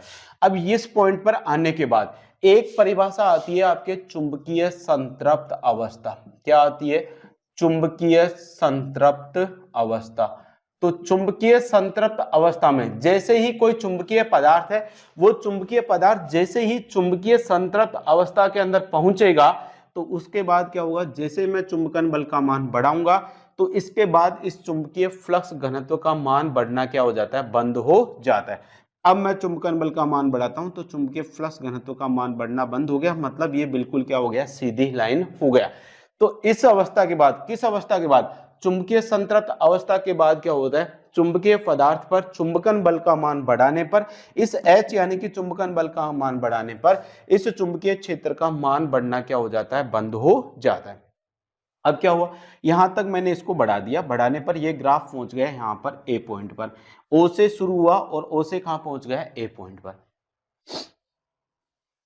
अब मैं क्या कर रहा हूं, इस चुंबकन बल के मान को धीरे धीरे वापस क्या करता हूं, कम करता हूं। क्या करता हूं, कम। अब जैसे ही मैं चुंबकन बल के मान को कम करूंगा तो इस चुंबकीय फ्लक्स घनत्व का मान भी क्या होगा, कम होगा। तो मैंने इसके मान को कम किया, तो जैसे ही मैंने इसके मान को यहां से लेकर यहां पर ले आया, यहां पर आते ही चुंबकन बल का मान तो क्या हो गया, 0। लेकिन अभी भी ये चुंबकीय फ्लक्स घनत्व का मान 0 पर नहीं हुआ है, इतना चुंबकीय फ्लक्स घनत्व यहां पर क्या बच गया, शेष रह गया। तो ये जो चुंबकीय फ्लक्स का या चुंबकीय फ्लक्स का मान, चुंबकीय क्षेत्र क्या रह जाता है, आपका शेष रह जाता है। तो एक परिभाषा आएगी आपका अवशिष्ट चुंबकत्व। एक क्या आएगा, आपका अवशिष्ट चुंबकत्व। तो इसके अंदर क्या हो जाता है, इतना चुंबकीय गुण क्या बच गया, शेष रह गया। तो चुंबकन बल के मान को 0 करने के बाद भी जो चुंबकीय गुण शेष रह जाता है वही क्या कहलाता है, अवशिष्ट चुंबकत्व। अब इस चुंबकीय गुण को शून्य करने के लिए मेरे को इस बल की विपरीत दिशा में क्या लगाना पड़ेगा, बल लगाना पड़ूंगा। अब जैसे ही मैं विपरीत दिशा में बल लगाऊंगा तो इस B का मान यहां पर आते ही क्या हो जाएगा, 0। तो मेरे को इस चुंबकन बल का मान 0 करने के लिए मेरे को इतना एक्स्ट्रा फोर्स लगाना पड़ा है, इतना माइनस में H में इतना मेरे को बल अतिरिक्त लगाना पड़ा है। अब ये जो अतिरिक्त बल लगाते हैं इसी को अपन एक परिभाषा अपन पढ़ेंगे, क्या, निग्राहिता। एक परिभाषा क्या पढ़ेंगे अपन, निग्राहिता। कोरेसिविटी क्या होती है, तो निग्राहिता क्या होती है। अब मैंने यहां पर आते ही इसका मान क्या हो गया, 0। अब जैसे ही मैं इसको इस दिशा में बढ़ाऊंगा चुंबकन बल का मान, तो वैसे वैसे इसमें चुंबकीय फ्लक्स घनत्व का मान भी क्या होता जाएगा, बढ़ता जाएगा। और एक पॉइंट यानी कि चुंबकीय संतृप्त अवस्था में पहुंचने पर इस B का मान बढ़ना क्या हो जाएगा, बंद। फिर वापस इसके मान को घटाऊंगा तो मेरे को कुछ इस प्रकार से क्या हो जाता है, यहाँ पर एक ग्राफ प्राप्त होता है। ये मेरे को जो ग्राफ प्राप्त हुआ है ये क्या कहलाता है, आपका BH वक्र कहलाता है। क्या कहलाता है, आपका BH वक्र। तो यहाँ पर देखिए ये O वाला पॉइंट है, ये A वाला पॉइंट है, ये कौन सा है, B वाला, ये कौन सा है, C, ये हो गया D, ये वाला पॉइंट हो गया E पॉइंट, ये हो गया कौन सा आपका F पॉइंट। तो यहां से आपके कुछ 3-4 परिभाषाएं आती है। एक परिभाषा आती है चुंबकीय संतृप्त अवस्था क्या होती है, एक परिभाषा आता है अवशिष्ट चुंबकत्व क्या होती है, एक परिभाषा आती है निग्राहिता क्या होती है। तो इनकी परिभाषाएं आपको इस BH वक्र के अंदर से पढ़नी है। तो देखिए चुंबकीय संतृप्त अवस्था, तो मैंने क्या बताया, ये कोई एक चुंबकीय पदार्थ है, इसके ऊपर मैंने क्या लगा रखी है, कॉइल लपेट रखी है। इस कॉइल्स के अंदर मैं क्या करता हूँ, धारा प्रवाहित करूंगा, धारा प्रवाहित करूंगा तो इसके अंदर चुंबकीय फ्लक्स यानी कि फाई पैदा होगा। अब जैसे जैसे मैं धारा के मान को बढ़ाता जाऊंगा वैसे वैसे इस चुंबकीय फ्लक्स का मान भी क्या हो जाएगा, बढ़ता जाएगा। लेकिन एक अवस्था ऐसी आएगी जब मैं इस धारा के मान को बढ़ाने पर इस चुंबकीय फ्लक्स का मान बढ़ना क्या हो जाता है, बंद हो जाता है, कांस्टेंट हो जाता है। अब धारा के मान में मैं कितना ही वृद्धि करूं, धारा का मान अब मैं कितना ही बढ़ाऊं, लेकिन फ्लक्स का मान बढ़ना क्या हो जाता है, बंद हो जाता है। तो जिस अवस्था पर इस फ्लक्स का मान बढ़ना बंद हो जाता है वो अवस्था ही कौन सी कहलाती है, चुंबकीय संतृप्त अवस्था कहलाती है। तो वह अवस्था जिस पर चुंबकन बल H का मान बढ़ाने पर इस चुंबकीय क्षेत्र यानी कि चुंबकीय फ्लक्स का मान क्या हो जाता है, बढ़ना क्या हो जाता है, आपका बंद हो जाता है, वही क्या कहलाता है, आपका चुंबकीय संतृप्त अवस्था कहलाती है। देखिए ये जो B होता है ये अपन देखते हैं B बराबर क्या था अपन का, फाई अपॉन क्या था, A था। B बराबर क्या था, फाई अपॉन A। तो मैं इसको ऐसे भी तो लिख सकता हूं B समानुपाती क्या होता है, फाई होता है। B समानुपाती क्या होता है, फाई। तो यहां पर मैं क्या लिख सकता हूं, फाई भी लिख सकता हूं, चुंबकीय फ्लक्स। और अपन ने देखा था H बराबर क्या होता था, NI अपॉन क्या था, L था। तो ये जो H है वो किसके समानुपाती हैं, I के। तो मैं यहां पर लिख सकता हूं H समानुपाती क्या लिख सकता हूं, I भी लिख सकता हूं। तो अपन ने क्या कह रहे हैं, जैसे जैसे मैंने धारा का मान बढ़ा रहा हूं वैसे वैसे किसका मान बढ़ रहा है, फ्लक्स यानी फाई का। फ्लक्स मतलब किसका मान बढ़ रहा है, चुंबकीय फ्लक्स घनत्व का। तो जैसे जैसे मैं चुंबकन बल का मान बढ़ाता हूं तो वैसे वैसे फ्लक्स फाई या चुंबकीय फ्लक्स घनत्व का मान क्या होता है, बढ़ता है। अब एक अवस्था पर इसका मान बढ़ना बंद हो जाती है तो वो अवस्था कौन सी अवस्था कहलाई, चुंबकीय संतृप्त अवस्था। अब इस चुंबकन बल यानी कि आई के मान को, आई का मान लेते हैं मैंने कितना एम्पेयर कर दिया, 50 एम्पेयर कर दिया। अब इस आई के मान को धीरे धीरे मैं कम करता रहता हूं और फ्लक्स का मान लेते हैं कितना वेबर हो गया, 30 वेबर। क्या किया, आई के मान को मैंने जीरो से बढ़ाते बढ़ाते कहां पर ले गया, 50 एम्पेयर पर बढ़ाया। तो फ्लक्स का मान क्या हुआ आपका, जीरो से बढ़ता बढ़ता कहां पर पहुंच गया, आपका 30 वेबर पर क्या हो गया, पहुंच गया। अब मैं क्या कर रहा हूं, इस आई के मान को वापस 50 से घटाते घटाते घटाते वापस कहां पर ले आया, जीरो पर। आई का मान मैं क्या कर दिया, जीरो। लेकिन जब आई का मान जीरो होता है तब इस फ्लक्स फाई का मान भी क्या हो जाना चाहिए, जीरो हो जाना चाहिए। लेकिन इस फ्लक्स फाई का मान जीरो नहीं रहता है, इसके अंदर थोड़ा बहुत चुंबकीय गुण या थोड़ा बहुत चुंबकीय फ्लक्स इसके अंदर क्या रह जाता है, शेष रह जाता है। मान लेते हैं इसके अंदर अब चुंबकीय फ्लक्स का मान कितना है, 5 वेबर। जब आई का मान 50 से जीरो कर दिया तो इस 30 का मान भी क्या हो जाता है, फ्लक्स का मान भी 30 से क्या हो जाना चाहिए, जीरो हो जाना चाहिए। लेकिन ऐसा नहीं होता है, ऐसा नहीं होता है। इस पदार्थ के अंदर थोड़ा बहुत चुंबकीय गुण क्या रह जाता है, शेष रह जाता है। तो इस पदार्थ के अंदर जो चुंबकीय गुण शेष रहता है वही क्या कहलाता है, अवशिष्ट चुंबकत्व कहलाता है। फिर एक होती है निग्राह्यता। अब ये जो 5 वेबर का ये चुंबकीय गुण यानी कि अवशिष्ट चुंबकत्व इसके अंदर क्या रह गया, शेष रह गया। अब इस अवशिष्ट चुंबकत्व को मेरे को पहले क्या करना पड़ेगा, जीरो पे लाना पड़ेगा। इस 5 को कहां लाना पड़ेगा, मेरे को जीरो पे पर। अब इस 5 को जीरो पर लाने के लिए मेरे को क्या करना पड़ेगा, इस जीरो से भी कम बल लगाना पड़ेगा। मतलब माइनस के अंदर इसके अंदर क्या पड़ेगी, धारा प्रवाहित करनी पड़ेगी। मतलब पहले जिस दिशा में धारा प्रवाहित कर रहा था अब उसकी विपरीत दिशा में मेरे को क्या करनी पड़ेगी, धारा प्रवाहित करूंगा। अब जैसे ही मैं धारा का मान -5 एम्पियर लेके जाऊंगा तब इस फ्लक्स का मान 5 वेबर से कितना हो गया, 0 वेबर। तो इस फ्लक्स को पहले जो जीरो था इसको वापस जीरो करने के लिए मेरे को इतनी एक्स्ट्रा क्या लगाना पड़ा, इसको करंट देनी पड़ी, इतना मेरे को एक्स्ट्रा क्या लगाना पड़ा है, बल लगाना पड़ा है। तो ये जो अवशिष्ट चुंबकत्व है इसको समाप्त करने के लिए हम जो अतिरिक्त बल लगाते हैं वो अतिरिक्त बल ही क्या कहलाती है, आपकी निग्राहिता कहलाती है। क्या कहलाती है, निग्राहिता। तीनों परिभाषा समझ में आई। चुंबकीय संतृप्त अवस्था क्या होती है, धारा का मान पहले कितना था, जीरो। जीरो से मैंने बढ़ाना स्टार्ट किया तो इस फ्लक्स का मान भी पहले जीरो था और इस फ्लक्स का मान भी बढ़ना स्टार्ट किया। जब धारा का मान जैसे मान लेते हैं 30 एम्पियर पहुंचा, कितने पहुंचा, 30 एम्पियर पहुंचा, तब तक तो चुंबकीय फ्लक्स का मान क्या हुआ, बढ़ा। लेकिन 30 एम्पियर से जैसे ही मैं धारा का मान बढ़ाता हूं तो इस फ्लक्स का मान इस 30 से बढ़ना क्या हो जाता है, बंद हो जाता है। तो जिस पॉइंट पर इस फ्लक्स का मान बढ़ना बंद हो जाएगा वो तो कहलाएगी चुंबकीय संतृप्त अवस्था। अब क्या किया, इस धारा के मान को मैंने 50 तक बढ़ा के देखा तो फ्लक्स का मान 30 वेबर के बाद बढ़ना ही बंद हो गया। तो मैंने देख लिया कि ये पदार्थ कौन सी अवस्था में पहुंच गया, चुंबकीय संतृप्त अवस्था में पहुंच गया। फिर मैंने धारा के मान को वापस धीरे धीरे कम किया तो वैसे वैसे फ्लक्स का मान भी धीरे धीरे कम हो रहा है। लेकिन धारा के मान को मैंने वापस जीरो कर दिया फिर भी इस फ्लक्स का मान 0 नहीं होता है, उस कंडीशन के अंदर इसके अंदर थोड़ा बहुत चुंबकीय फ्लक्स या चुंबकीय गुण शेष रह जाता है। तो जो चुंबकीय गुण शेष रह जाता है उसको बोला जाता है अवशिष्ट चुंबकत्व। अब ये 5 वेबर का जो अवशिष्ट चुंबकत्व है, इसको समाप्त करने के लिए मेरे को विपरीत दिशा में बल लगाना पड़ेगा। तो जो विपरीत दिशा में इस अवशिष्ट चुंबकत्व को समाप्त करने के लिए जो बल लगाया जा रहा है वो कहलाती है निग्राहिता। तो ये तीनों परिभाषाएं इंपॉर्टेंट है, आपको नोट करनी है, ठीक है। तो पहली तो है क्या, आपके चुंबकीय संतृप्त अवस्था। इसके अंदर लिखोगे चुंबकीय पदार्थ की वह अवस्था, चुंबकीय पदार्थ की वह अवस्था जिस पर चुंबकन बल का मान बढ़ाने पर चुंबकीय क्षेत्र का मान बढ़ना, चुंबकीय क्षेत्र का मान बढ़ना बंद हो जाता है।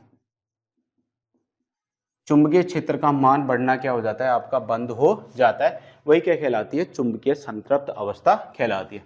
दूसरी परिभाषा क्या है आपका, अवशिष्ट चुंबकत्व होता है। क्या है, अवशिष्ट चुंबकत्व। अवशिष्ट चुंबकत्व क्या होता है, चुंबकन बल के मान को, क्या, चुंबकन बल के मान को हटाने के पश्चात भी शेष चुंबकीय गुण क्या कहलाता है आपका, अवशिष्ट चुंबकत्व कहलाता है। अवशिष्ट चुंबकत्व कहलाता है। अब यहां पर ये इंपॉर्टेंट लाइन है जो आपकी एग्जाम्स के अंदर पूछी जाती है। जिन पदार्थों के अंदर अवशिष्ट चुंबकत्व का मान ज्यादा होता है उन पदार्थों का उपयोग स्थायी चुंबक बनाने में किया जाता है। क्या, जिन पदार्थों में अवशिष्ट चुंबकत्व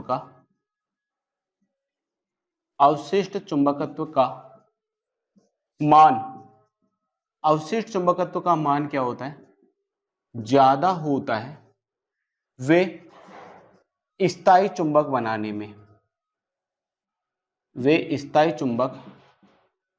बनाने में उपयोग किए जाते हैं। याद रखना, ये उपयोग किए जाते हैं। तो स्थायी चुंबक बनाने में किन पदार्थों का उपयोग करेंगे, जिन पदार्थों के अंदर अवशिष्ट चुंबकत्व का मान क्या होगा, ज्यादा होगा। दो परिभाषा हुई। तीसरी जो परिभाषा है वो है आपकी क्या, निग्राहिता।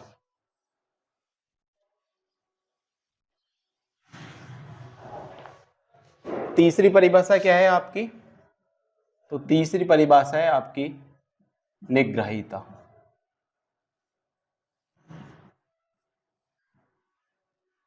निग्राहिता, तो निग्राहिता क्या होगी, अवशिष्ट चुंबकत्व को, क्या, अवशिष्ट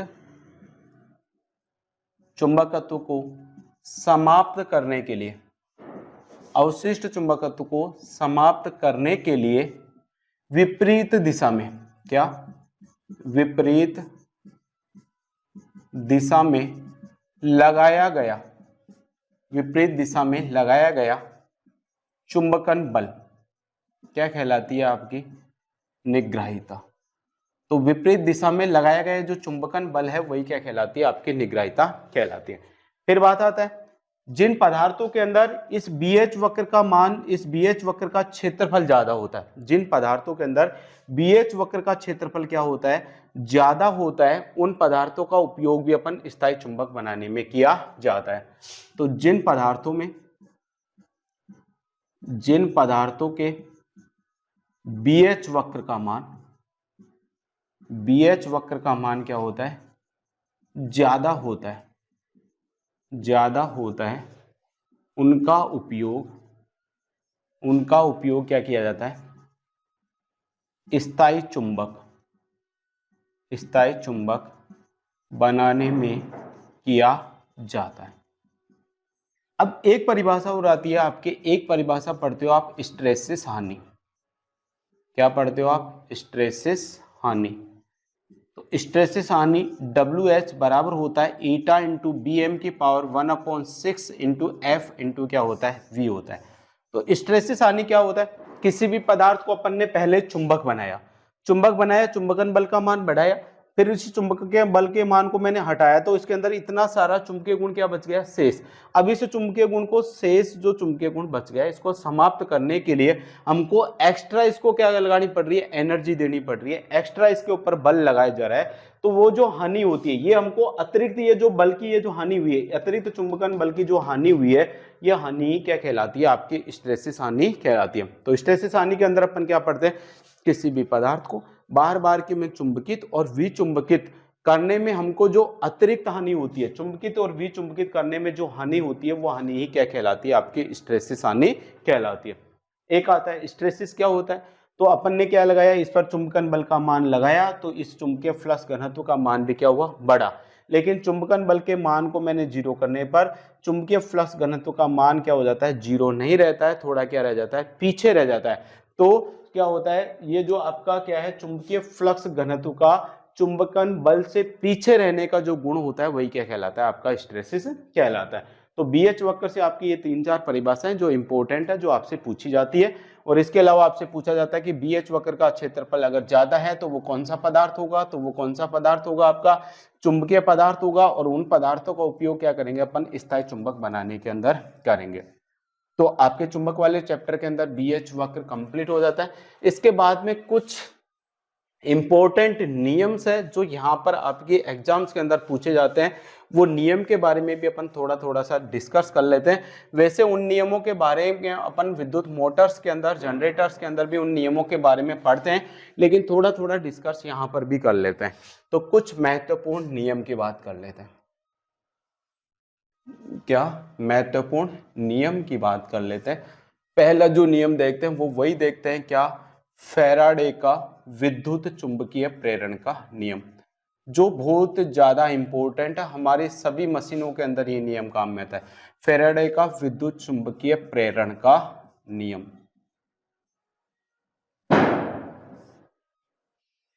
फैराडे ने क्या किया, विद्युत चुंबकीय प्रेरण के लिए हमको दो नियम दिए थे, जिसमें जो पहला जो नियम है वो होता है फैराडे का विद्युत चुंबकीय प्रेरण का प्रथम नियम। प्रथम नियम क्या कहता है, किसी भी चालक पदार्थ से, मान लेते हैं ये कोई चालक पदार्थ है, ये क्या है, एक चालक पदार्थ है। अब यदि इस चालक पदार्थ से गुजरने वाले, इस चालक पदार्थ से गुजरने वाले फ्लक्स के मान में क्या होता है, परिवर्तन होता है। फ्लक्स के मान में क्या होता है, परिवर्तन। ये क्या चीज है, चालक पदार्थ। तो किसी चालक पदार्थ में से, किसी चालक पदार्थ में से गुजरने वाले फ्लक्स के मान में परिवर्तन होने पर इस चालक पदार्थ के अंदर क्या हो जाता है, विद्युत वाहक बल उत्पन्न हो जाता है। अगर कोई चालक पदार्थ है, उस चालक पदार्थ में से गुजरने वाले फ्लक्स के मान में क्या होता है, परिवर्तन होता है। इस चालक पदार्थ से गुजरने वाले फ्लक्स के मान में यदि परिवर्तन होता है तो इस चालक पदार्थ के अंदर क्या हो जाता है, एक विद्युत वाहक बल उत्पन्न हो जाता है। यही क्या है, आपका फैराडे का प्रथम नियम होता है। तो किसी भी चालक पदार्थ से गुजरने वाले फ्लक्स के मान में परिवर्तन होने पर उस चालक पदार्थ के अंदर क्या हो जाता है, एक विद्युत वाहक बल उत्पन्न हो जाता है। अब ये विद्युत वाहक बल कब तक रहेगा, जब तक इस चालक पदार्थ में से गुजरने वाले फ्लक्स के मान में परिवर्तन होता रहेगा। जैसे ही इस चालक पदार्थ में से गुजरने वाले फ्लक्स के मान में परिवर्तन होना समाप्त हो जाएगा, तो वैसे ही इस विद्युत वाहक बल का मान भी क्या हो जाएगा, आपका जीरो हो जाएगा। तो ये नियम क्या था, फैराडे का कौन सा नियम था, प्रथम नियम। तो प्रथम नियम क्या कहता है, किसी चालक पदार्थ से, किसी चालक पदार्थ से गुजरने वाले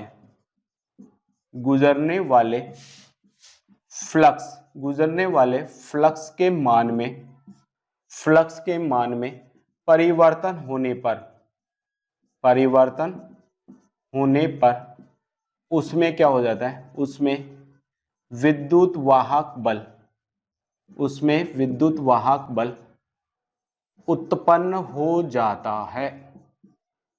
चालक पदार्थ में क्या गुजरने वाले फ्लक्स के मान में परिवर्तन होने पर उस चालक पदार्थ के अंदर क्या हो जाता है, विद्युत वाहक बल उत्पन्न हो जाता है। अब ये विद्युत वाहक बल कब तक उत्पन्न होता रहेगा, जब तक फ्लक्स में क्या होता रहेगा, परिवर्तन होता रहेगा। ये क्या है आपका फेराडे का प्रथम नियम है।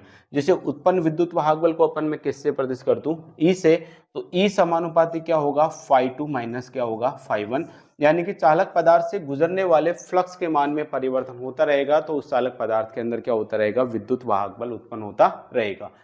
फिर आता है फेराडे ने एक दूसरा नियम दिया। तो प्रथम नियम तो हमको यह बताता है कि किसी भी चालक पदार्थ के अंदर विद्युत वाहक बल कब पैदा होगा, तो विद्युत वाहक बल कब पैदा होगा, जब उस चालक पदार्थ में से गुजरने वाले फ्लक्स के मान में क्या होगा, परिवर्तन होगा। अब द्वितीय नियम हमको क्या बताता है कि चालक पदार्थ के अंदर जो विद्युत वाहक बल पैदा होगा उसका मान कितना होगा। तो द्वितीय नियम क्या कहता है, द्वितीय नियम हमको यह बताता है कि ये जो फ्लक्स के मान में परिवर्तन होने से इसके अंदर जो विद्युत वाहक बल पैदा हुआ है उसका मान कितना है। तो क्या है, पदार्थ में क्या, पदार्थ में उत्पन्न विद्युत वाहक बल, पदार्थ में उत्पन्न विद्युत वाहक बल का मान क्या होता है, फ्लक्स में परिवर्तन की दर के क्या होता है आपका, समानुपाती। क्या होगा, पदार्थ के अंदर जो विद्युत वाहक बल पैदा हो रहा है उसका जो मान है वो फ्लक्स में परिवर्तन की दर के क्या होता है, समानुपाती, यानी कि ई समानुपाती होता है φ2 माइनस φ1 बटे क्या होता है आपका t होता है। ये क्या है आपका द्वितीय नियम। या फिर इसको अपन लिख सकते हैं E बराबर होता है माइनस के n इंटू होता है क्या, d5 बटे क्या होता है dt। d5 बटे dt क्या है, फ्लक्स में परिवर्तन की दर। n बराबर क्या है, कुंडली के अंदर फेरों की संख्या। तो फेराडे का प्रथम नियम तो हमको यह बताता है कि विद्युत वाहक बल कब पैदा होगा, तो किसी भी पदार्थ के अंदर विद्युत वाहक बल तब पैदा होगा जब उस पदार्थ से गुजरने वाले फ्लक्स के मान में क्या होगा, परिवर्तन। जैसे ही पदार्थ से गुजरने वाले फ्लक्स के मान में परिवर्तन हुआ वैसे ही उसके अंदर विद्युत वाहक बल उत्पन्न होना शुरू हो जाता है।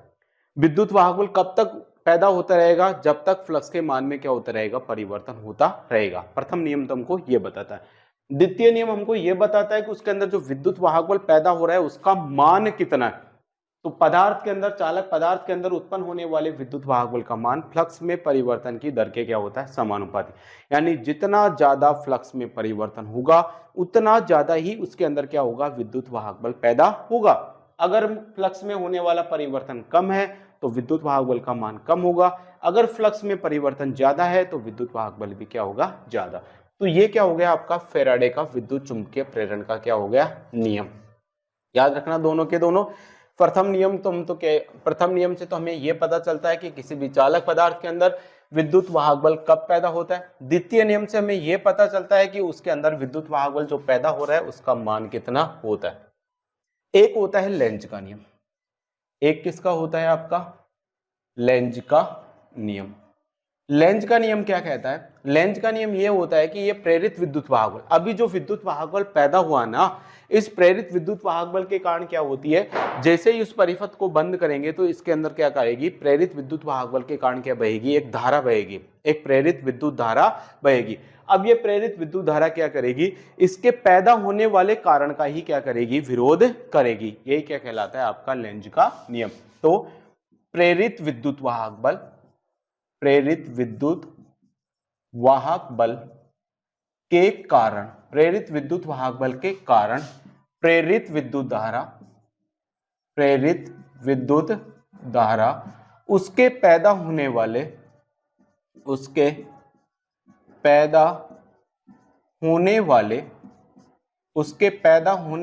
कारण का क्या करती है, विरोध करती है। उसके पैदा होने वाले कारण का क्या करती है, विरोध करती है।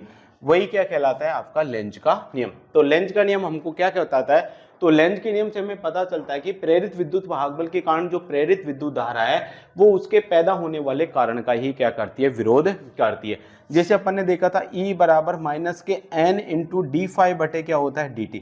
यहाँ पर ये जो माइनस का चिन्ह है ना, ये माइनस का चिन्ह है वो लेंज के नियम को ही बताता है। माइनस का चिन्ह किसको बताता है, लेंज के नियम को, कि इसके कारण जो धारा बहेगी वो इसके पैदा होने वाले कारण का क्या करती है, विरोध करती है। तो ये हो गया किसका, लेंज का नियम। अब क्या होते हैं आपके चुंबकीय परिपथों के अंदर क्या होता है, चुंबकीय क्षेत्र पैदा होता है। उस चुंबकीय क्षेत्र की दिशा ज्ञात करने के लिए या फिर जो चालक पदार्थ जो घूम रहा है उसकी दिशा ज्ञात करने के लिए भी हमने फ्लेमिंग के दो नियम पढ़ते हैं। किसके नियम पढ़ते हैं अपन, फ्लेमिंग के नियम, फ्लेमिंग के नियम। फैराडे के नियम देखे, अब अपन किसके नियम देख लेते हैं, फ्लेमिंग।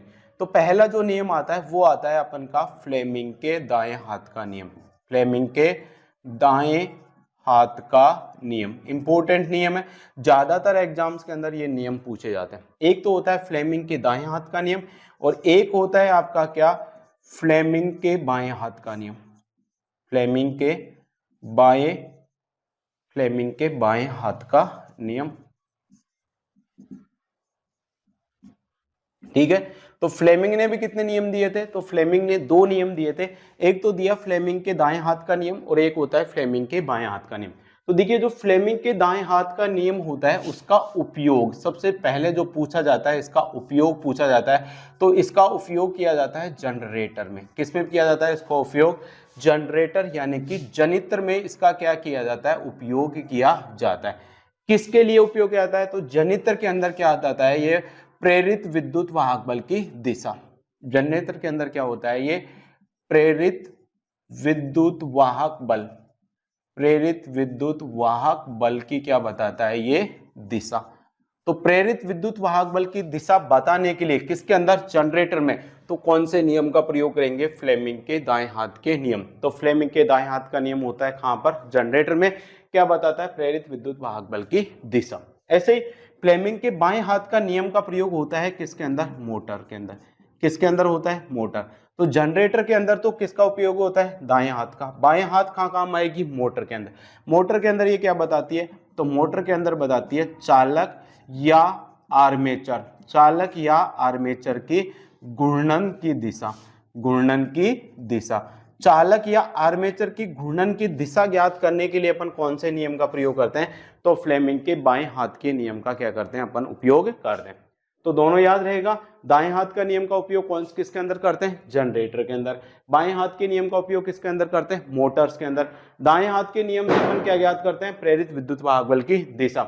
दाएं हाथ, बाएं हाथ के नियम से अपन क्या ज्ञात करते हैं, चालक या आर्मेचर की घूर्णन की दिशा। दोनों याद रखना इंपॉर्टेंट है। आपकी एग्जाम्स के अंदर सबसे ज्यादा पूछे जाने वाले नियम है कि दाएं हाथ का नियम और बाएं हाथ का नियम किस किस के अंदर उपयोग किया जाता है और क्या क्या ज्ञात किया जाता है। अब इसके अंदर पूछा जाता है कि दाएं और बाएं हाथ के अंदर अपन तीन चीजों का उपयोग करते हैं। एक अंगूठे का प्रयोग करते हैं, एक प्रथम अंगुली का और एक द्वितीय अंगुली का। अंगूठा इसको बोलते हैं तर्जनी, इसको बोलते हैं मध्यमा, या तो अंगूठा, प्रथम अंगुली और द्वितीय अंगुली।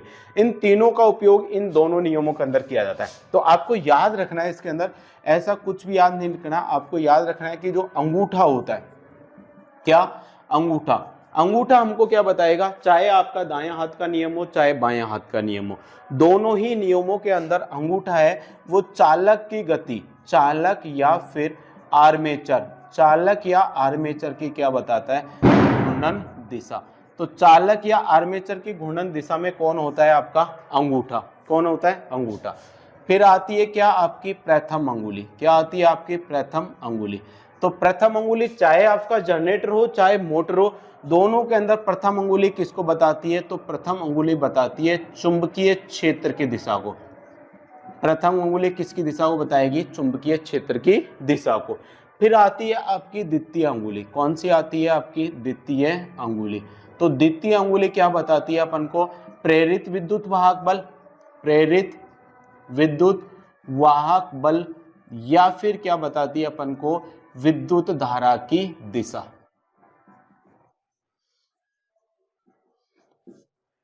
तो प्रेरित विद्युत वाहक बल या फिर विद्युत धारा की दिशा अपन को कौन सी अंगुली बताती है, ये अपन को द्वितीय अंगुली बताती है। तो दे चाहे फ्लेमिंग के दाएं हाथ का नियम हो चाहे बाएं हाथ का नियम हो, अंगूठा चालक या आर्मेचर की दिशा में रहेगा, प्रथम अंगुली चुंबकीय क्षेत्र की दिशा में रहेगी, द्वितीय अंगुली प्रेरित विद्युत वाहक बल या विद्युत धारा की दिशा को क्या करती है, प्रदर्शित करती है। ये ठीक है। तो ये हो गए आपके कौन से नियम, फ्लेमिंग के नियम। फ्लेमिंग के बाद में आपके दो नियम और रह जाते हैं। एक होता है आपका कौन सा, दाएं हाथ के अंगूठे का नियम, और एक होता है कॉर्क का स्क्रू नियम।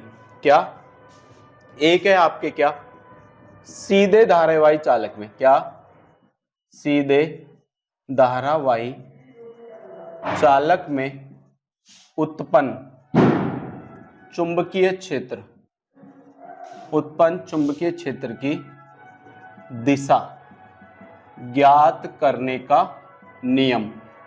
सीधे धारावाही चालक के अंदर चुंबकीय क्षेत्र की दिशा ज्ञात करने का नियम। तो पहला होता है क्या, दाएं हाथ के अंगूठे का नियम, दाएं हाथ के अंगूठे का नियम। और दूसरा होता है क्या, कॉर्क स्क्रू नियम। दूसरा क्या होता है आपका, कॉर्क स्क्रू नियम। देखिए दाएं हाथ के अंगूठे का नियम क्या बताता है, यदि भी किसी भी चालक पदार्थ है, ये एक सीधा धारावाही चालक पदार्थ है, इसके अंदर धारा मान लेते हैं नीचे से कहां जा रही है, ऊपर की तरफ। तो इस धारावाही चालक पदार्थ को दाएं हाथ के अंदर इस प्रकार से पकड़ना है कि अंगूठा धारा की दिशा में रहे। अंगूठा किस दिशा में रहे, धारा की। देखिए धारा कैसे बह रही है, नीचे से ऊपर की तरफ। तो मेरा अंगूठा कहाँ है, ऊपर की तरफ। अब मैं जिधर उंगलियों को घुमाऊंगा, जिधर मेरी ये दाएं हाथ की उंगलियां घूमेगी, इन उंगलियों के घूमने की जो दिशा हो जाएगी वही क्या हो जाएगी, आपके चुंबकीय क्षेत्र की क्या हो जाएगी, दिशा हो जाएगी। तो दाएं हाथ के नियम में क्या होता है, अंगूठा यदि कहाँ हो, अंगूठा यदि क्या हो, धारा प्रवाह की दिशा में हो, धारा प्रवाह की क्या हो, दिशा में। अंगूठा किस दिशा में रहे, धारा प्रवाह की दिशा में हो, तो उंगलियों के घूमने की दिशा, क्या, उंगलियों के घूमने की जो दिशा होती है, घूमने की दिशा चुंबकीय क्षेत्र की दिशा को प्रदर्शित करेगी। चुंबकीय क्षेत्र की दिशा को क्या करेगी, प्रदर्शित। क्या लिखा मैंने, यदि अंगूठा किस दिशा में हो, धारा प्रवाह की दिशा में हो, तो अंगुलियां जिधर घूमेगी वो क्या कहेगी, चुंबकीय क्षेत्र की दिशा को क्या करेगी, प्रदर्शित करेगी। दूसरा होता है कॉर्क का स्क्रू नियम। देखिए दूसरा नियम है आपका कॉर्क का स्क्रू नियम। कॉर्क का स्क्रू नियम से क्या करते हैं अपन, किसी भी धारावाही चालक के अंदर चुंबकीय क्षेत्र की दिशा ज्ञात करते हैं। मान लो कोई धारावाही चालक पदार्थ है, उसके अंदर विद्युत धारा है जो अंदर की तरफ जा रही है। जब किसी भी चालक पदार्थ के अंदर विद्युत धारा अंदर की तरफ जाती है तो उसको अपन क्रॉस से प्रदर्शित करते हैं, और किसी चालक पदार्थ के अंदर यदि विद्युत धारा बाहर की तरफ आ रही है तो उसको किससे प्रदर्शित करते हैं, डॉट से। अगर किसी भी चालक पदार्थ के अंदर विद्युत धारा अंदर की तरफ जा रही है तो कॉर्क का स्क्रू नियम क्या कहता है कि जो स्क्रू है उसको अपन को दाएं हाथ में पकड़ना है और उसकी नोक को अपन धारा प्रवाह की दिशा में रखनी है। अब इसके अंदर धारा अंदर की तरफ जा रही है तो इस नोक को मैं क्या करूंगा, अंदर की तरफ। फिर इसको दाएं हाथ में पकड़कर क्या करना है, अपन को घुमाना है, और घुमाने पर क्या होना चाहिए, ये स्क्रू है वो धारा के प्रवाह की दिशा में ही क्या करना चाहिए, आगे बढ़ना चाहिए। जिधर आपका स्क्रू घूमेगा, जिधर स्क्रू घूमेगा उधर ही क्या हो जाएगी, आपके इस चुंबकीय क्षेत्र की क्या हो जाएगी, दिशा हो जाएगी।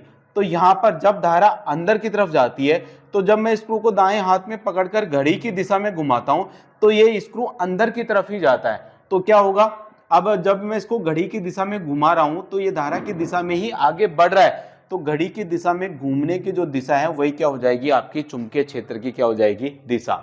अब इसमें धारा अंदर की तरफ जा रही थी तो इसको मैंने घड़ी की दिशा में घुमाया तो स्क्रू क्या हुआ, धारा की दिशा में ही आगे बढ़ा। तो चुंबकीय क्षेत्र की दिशा क्या हो जाएगी, इसके घूमने की दिशा के क्या हो जाएगी, समान। इसमें से धारा क्या आ रही है, आपके बाहर की तरफ आ रही है। जब मैं बाहर की तरफ स्क्रू की नोक को बाहर की तरफ और दाएं हाथ में पकड़कर क्या करूंगा, इस दिशा में घुमाऊंगा, तब जाके इसके अंदर स्क्रू की नोक क्या होगी, विद्युत धारा की दिशा के प्रवाह के क्या होगी, आगे बढ़ेगी, उसकी दिशा में आगे बढ़ेगी।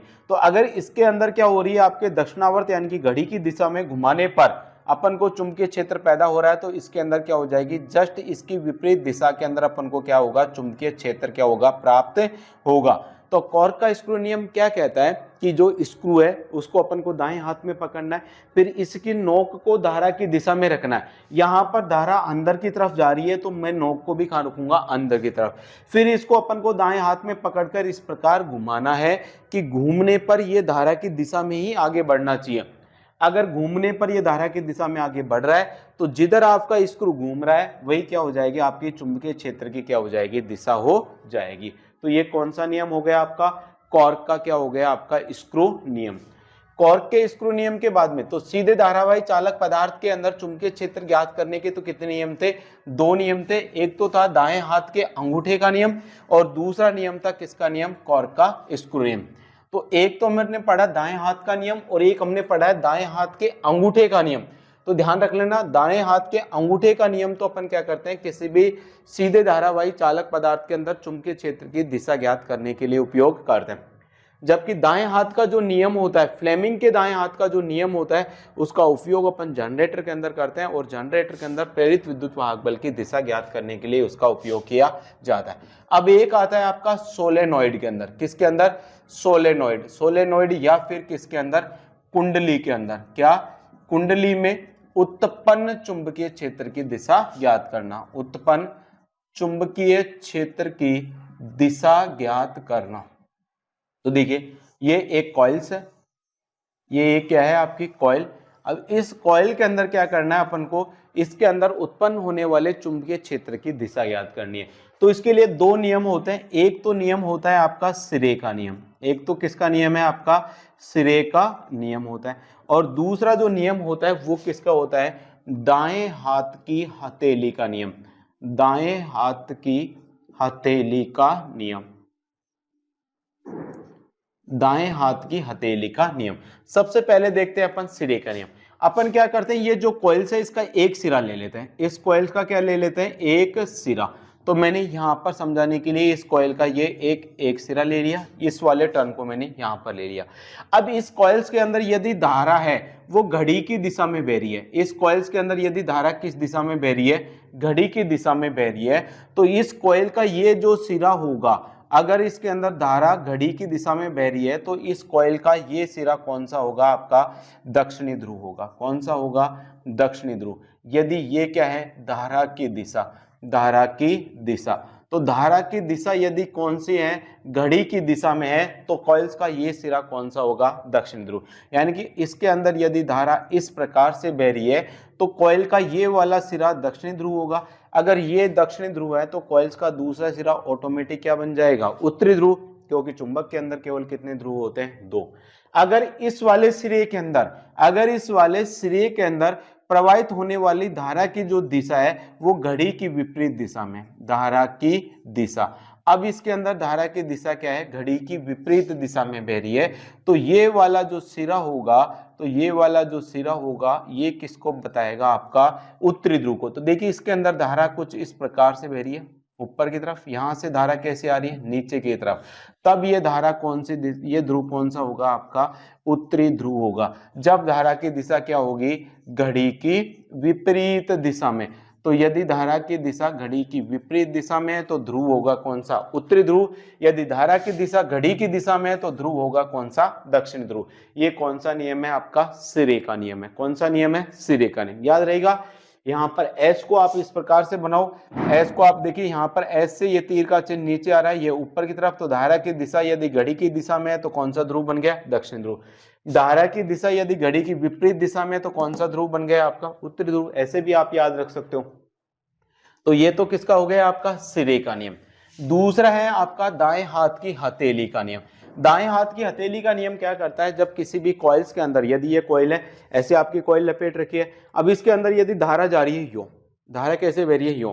तो मेरे को इस कॉइल के अंदर इस प्रकार से पकड़ना है किसी भी कॉइल्स को कि ये जो उंगलियां हैं उस कॉइल्स के अंदर जैसे धारा बह रही है उस धारा की दिशा में होनी चाहिए। अगर धारा इस कॉइल्स के अंदर ऐसे बह रही है, ऊपर से कहाँ आ रही है? नीचे। ऊपर से कहाँ आ रही है? नीचे। तो मेरी ये उंगलियां भी कहाँ आनी चाहिए? ऊपर से नीचे की तरफ आनी चाहिए। अब मेरा ये जो अंगूठा जिस दिशा में होगा वो अंगूठा किसको प्रदर्शित करेगा? उत्तरी ध्रुव को। अगर उंगलियों के घूमने की दिशा धारा की दिशा में है तो मेरा अंगूठा उसके अंदर उत्तरी ध्रुव को क्या करेगा? प्रदर्शित करेगा। कई बार पूछा भी जाता है कि यदि किसी सोलेनाइड या कॉइल्स के अंदर उंगलियों को धारा प्रवाह की दिशा में रखने पर अंगूठा कौन से ध्रुव को प्रदर्शित करता है? तो क्या होता है? दाएं हाथ की अंगुलियां, दाएं हाथ की अंगुलियां धारा प्रवाह की दिशा में होने पर, धारा प्रवाह की दिशा में होने पर, धारा प्रवाह की दिशा में होने पर अंगूठा क्या करता है? उत्तरी ध्रुव को प्रदर्शित करता है। उत्तरी ध्रुव को प्रदर्शित करता है। तो ये कौन सा नियम हो गया? आपका दाएं हाथ की हथेली का नियम।